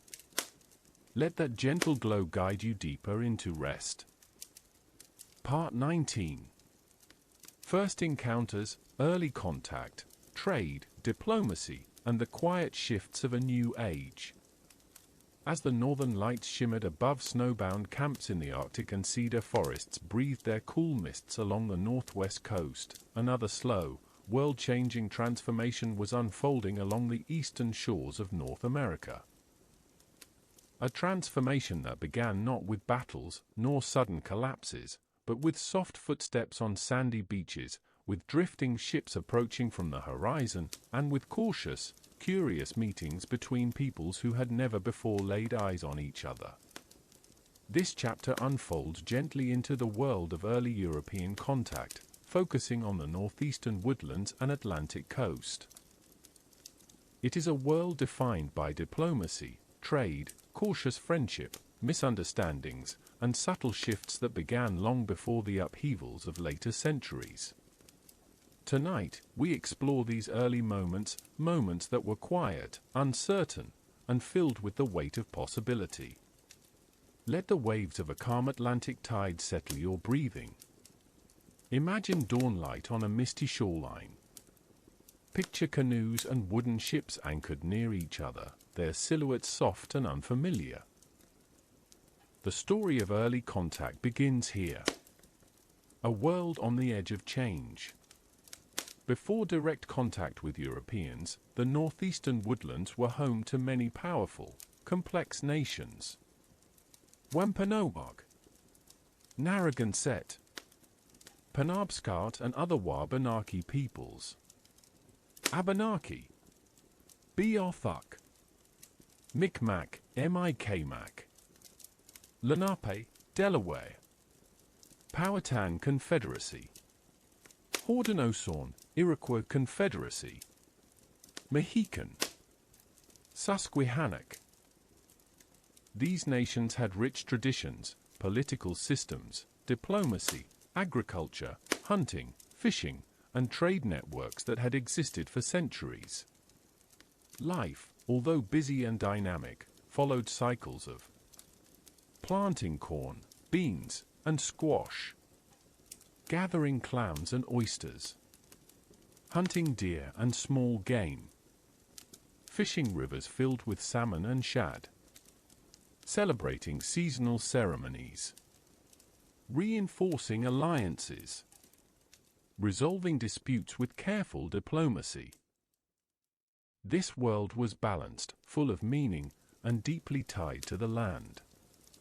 The first European footsteps. Long before permanent settlements, northern fishermen from France, Portugal, and England sailed to the Atlantic coast to fish offshore waters. They traded occasionally with local nations.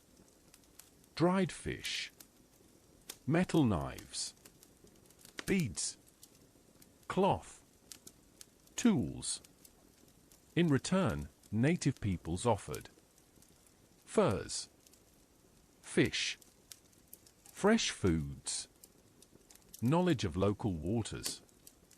These early exchanges were small, cautious, and often peaceful.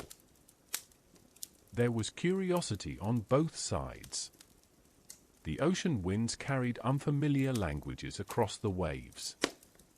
Faces, clothing, and tools were strange. But initial encounters were patient and calm. Curiosity, distance, and deep observation. In early contact, native peoples observed Europeans carefully.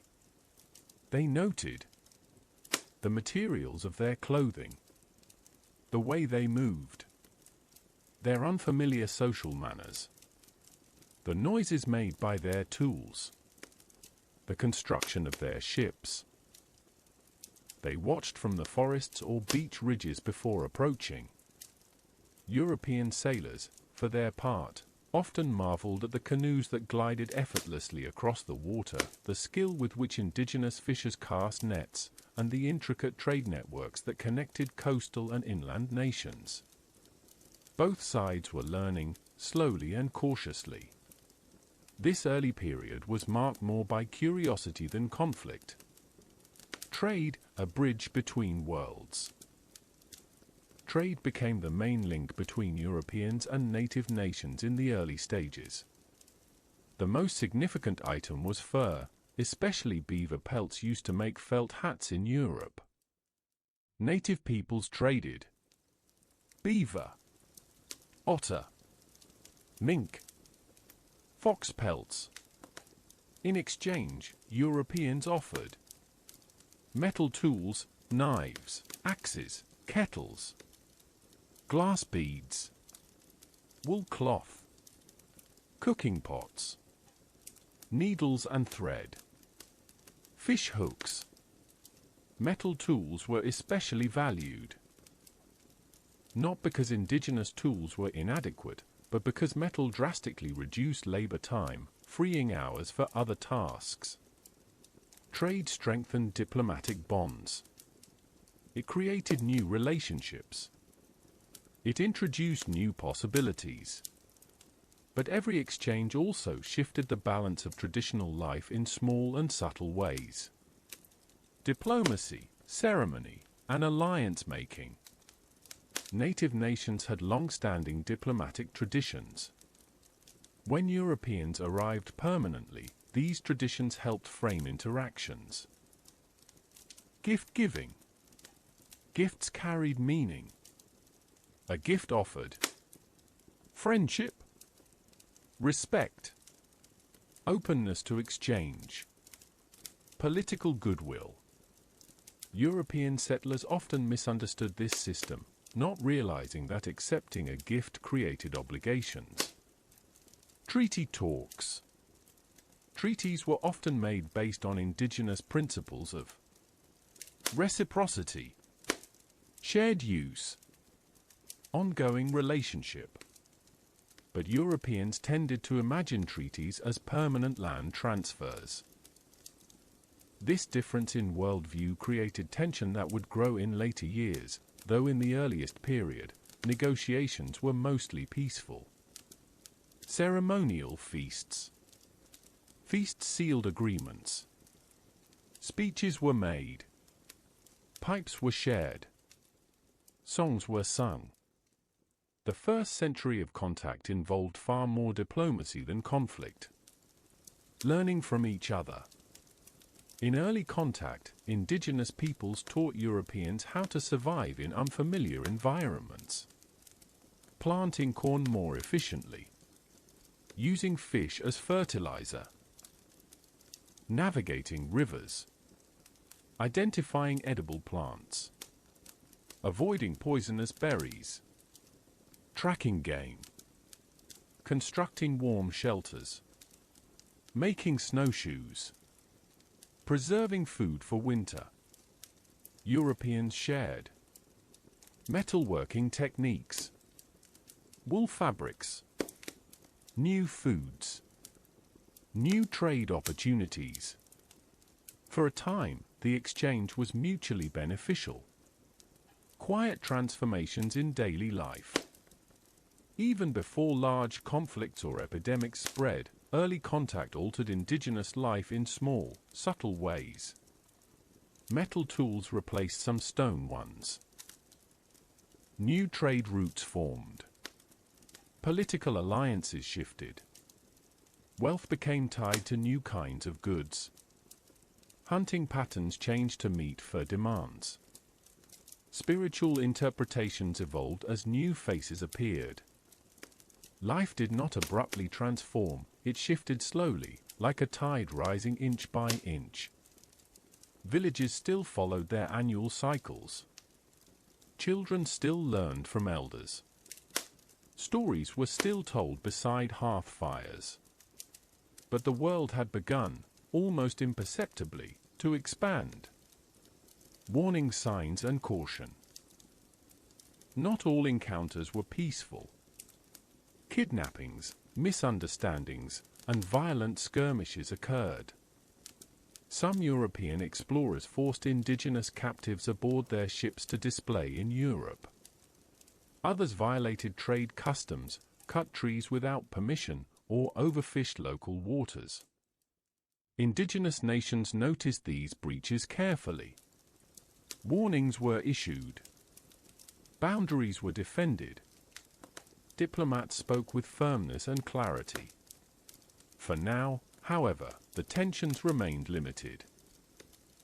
The turning point had not yet arrived. A sleep-soft ending, a misty shore at dawn. Imagine a quiet Atlantic shoreline at first light. A fine mist hangs over the sand. A canoe rests on the beach, its hull damp with morning dew. Farther out, a wooden ship rises and falls gently with the tide. On the beach, footprints, some with moccasins, others bare, mix with unfamiliar boot prints. A small gathering of people stand beside the shore, exchanging gifts with quiet voices. The surf rolls in and out with a steady, soothing rhythm.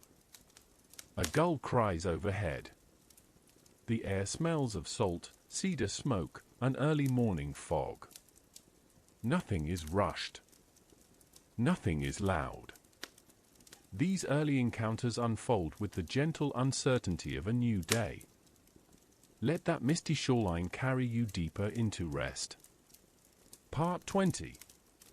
Resilience, Revival, and the Living Nations, Indigenous Sovereignty, Cultural Renewal, and the Quiet Strength of the Present. As the gentle tides of early contact washed against the shores of the northeastern woodlands, and as new relationships formed on beaches wrapped in mist, the centuries ahead would bring profound trials for the indigenous nations of North America. Yet despite hardship, displacement, and the pressures of a rapidly changing world, the peoples whose ancestors shaped this continent for tens of thousands of years would endure. Their languages, stories, ceremonies, and identities, some nearly extinguished, would rise again in a quiet, powerful resurgence. Tonight, we step into the final chapter of this journey. It is not a story of endings, but of continuance. As you settle into rest, let the soft strength of resilience guide your thoughts. Imagine a fire burning in a circle of stones, its glow steady against the cool evening air. Around it sit elders, children, artists, teachers, dancers, language keepers, and community leaders. The lineage is unbroken. This is the world of the present and the future, where indigenous nations across North America continue to live, thrive, and shape their own destinies. A long road through hardship, a brief reflection. This chapter is not a catalogue of suffering. Your sleep series is meant to soothe, not to burden. But to understand resilience, one must acknowledge the shadows that shaped it.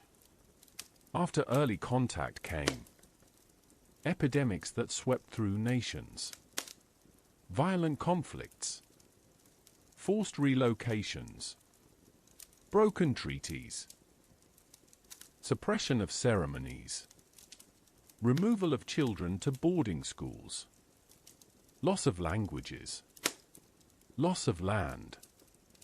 These experiences varied greatly by region and nation, but all reshaped the landscape of indigenous life.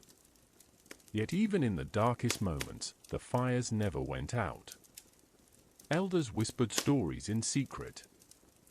Families carried traditions quietly across generations. Songs were remembered in dreams. Languages were preserved in hidden notebooks, in memories, in breath. The heartbeat of indigenous North America never stopped. The strength of continuance. Despite the enormous pressures of colonization, indigenous nations survived and maintained cultural identity through extended kinship networks, ceremonial societies, traditional ecological knowledge, oral histories, adaptive political leadership, creative resistance, community solidarity. Every nation found its own pathway. Some continued ceremonies underground. Some practiced two religions side by side. Some reformed political systems to navigate new realities. Some used European tools to strengthen their own governance. All carried forward the memory of the ancestors. The 20th century, a turning point toward renewal. The late 19th and early 20th centuries were painful for many indigenous communities, but beneath the surface, powerful currents of revival were forming. Cultural revitalization. Communities began to reintroduce band ceremonies, preserve regalia, protect sacred places, teach dances and songs to younger generations, reorganize traditional societies, pass on ecological knowledge. Even when public expression was limited by law, private cultural life remained strong. Political organization. Nations built new forms of governance suited to their time, often blending traditional leadership with contemporary structures. Indigenous political organizations formed in Canada, the United States, and Mexico to defend rights and sovereignty. Education and language. Although boarding schools aimed to erase Indigenous identity, many survivors later became leaders in cultural renewal. By mid-century, Indigenous educators founded tribal colleges, immersion schools, language archives, cultural centers, academic programs focusing on Indigenous studies. The seeds of renewal were planted everywhere. The civil rights and sovereignty movements. From the 1960s onward, Indigenous nations took center stage in movements that reshaped law, policy, and public consciousness. Key advances included legal recognition of treaty rights, restoration of certain lands, protection of hunting and fishing rights, reaffirmation of tribal sovereignty, establishment of self-governing tribal nations, preservation of religious freedom and sacred sites, expansion of native education systems. These milestones were often won through decades of patient, strategic effort, not sudden bursts, but long, steady persistence, much like the patient shaping of a stone tool. Cultural revival in the present day. Across North America, the revival of traditional practices continues to grow each year. Language revitalization. Communities are revitalizing languages once thought lost. Children are learning ancestral speech in immersion schools, tribal classrooms, community study circles, online language apps, intergenerational gatherings. Elders sit with young learners, speaking slowly, passing on the sound of a world that predates memory. Ceremony and spiritual life. Ceremonies have returned to their rightful places. Powwows, potlatches, longhouse gatherings, dances of renewal, healing ceremonies, seasonal feasts, traditional canoe journeys. The songs once nearly silent now rise again, full and steady. Art, music, and storytelling. Indigenous art, both traditional and contemporary, thrives across North America. Carving, beadwork, quill work, regalia art, dance, contemporary Indigenous music, film and literature. Each work is a continuation of thousands of years of creative brilliance. Indigenous knowledge in the modern world. Ancient ecological knowledge is now recognized globally for its value in sustainable forestry, wildlife conservation, fire management, water stewardship, climate resilience, land restoration, community health. Indigenous scientists and knowledge keepers are working together to bridge ancestral understanding with modern research. Their knowledge is not of the past, it is deeply relevant to the future. Urban Indigenous life. Today, many Indigenous people live in cities while maintaining strong ties to their home nations. Urban Indigenous communities have created cultural centers, dance groups, community councils, language programs, powwow circuits, art collectives. Identity is not diminished by movement. It continues, adapts, and grows. Sovereignty today, a nations leading their own futures. Across North America, Indigenous nations are building their futures through tribal governance, cultural education, business and economic development, healthcare systems, food sovereignty programs, language revitalization, land reclamation, youth leadership initiatives. The term sovereignty is not symbolic. It is lived every day in council meetings, community decisions, treaty negotiations, court cases, cultural events. The day-to-day functioning of Indigenous nations. The future is self-determined. A sleep-soft ending, the fire that continues. Imagine once more that circle of elders, children, dancers, artists, and knowledge keepers. The fire between them burns gently. Sparks rise into a calm night sky. The air smells of cedar and sweetgrass. A soft drumbeat echoes across the clearing, slow, steady, peaceful. The drumbeat is the heartbeat of nations that have endured for longer than written memory. The fire is the light that has never gone out. The people gathered around it are not relics of the past, they are the present and the future. And you, listening now, are a quiet witness to their story.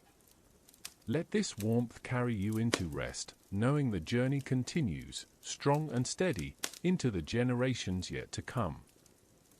As we draw this peaceful journey to a close, take a slow breath and let the stories of these many nations settle softly in your mind.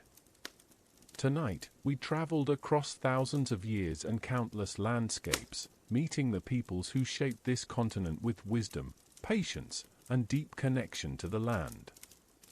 Their histories continue, steady and alive, carried forward by communities, families, and generations who still walk these homelands today. Thank you for resting with these stories, for listening with respect, and for letting the quiet rhythms of the past guide you towards sleep. Until our next gentle journey into history, may your night be calm and your dreams peaceful. Background Historian out.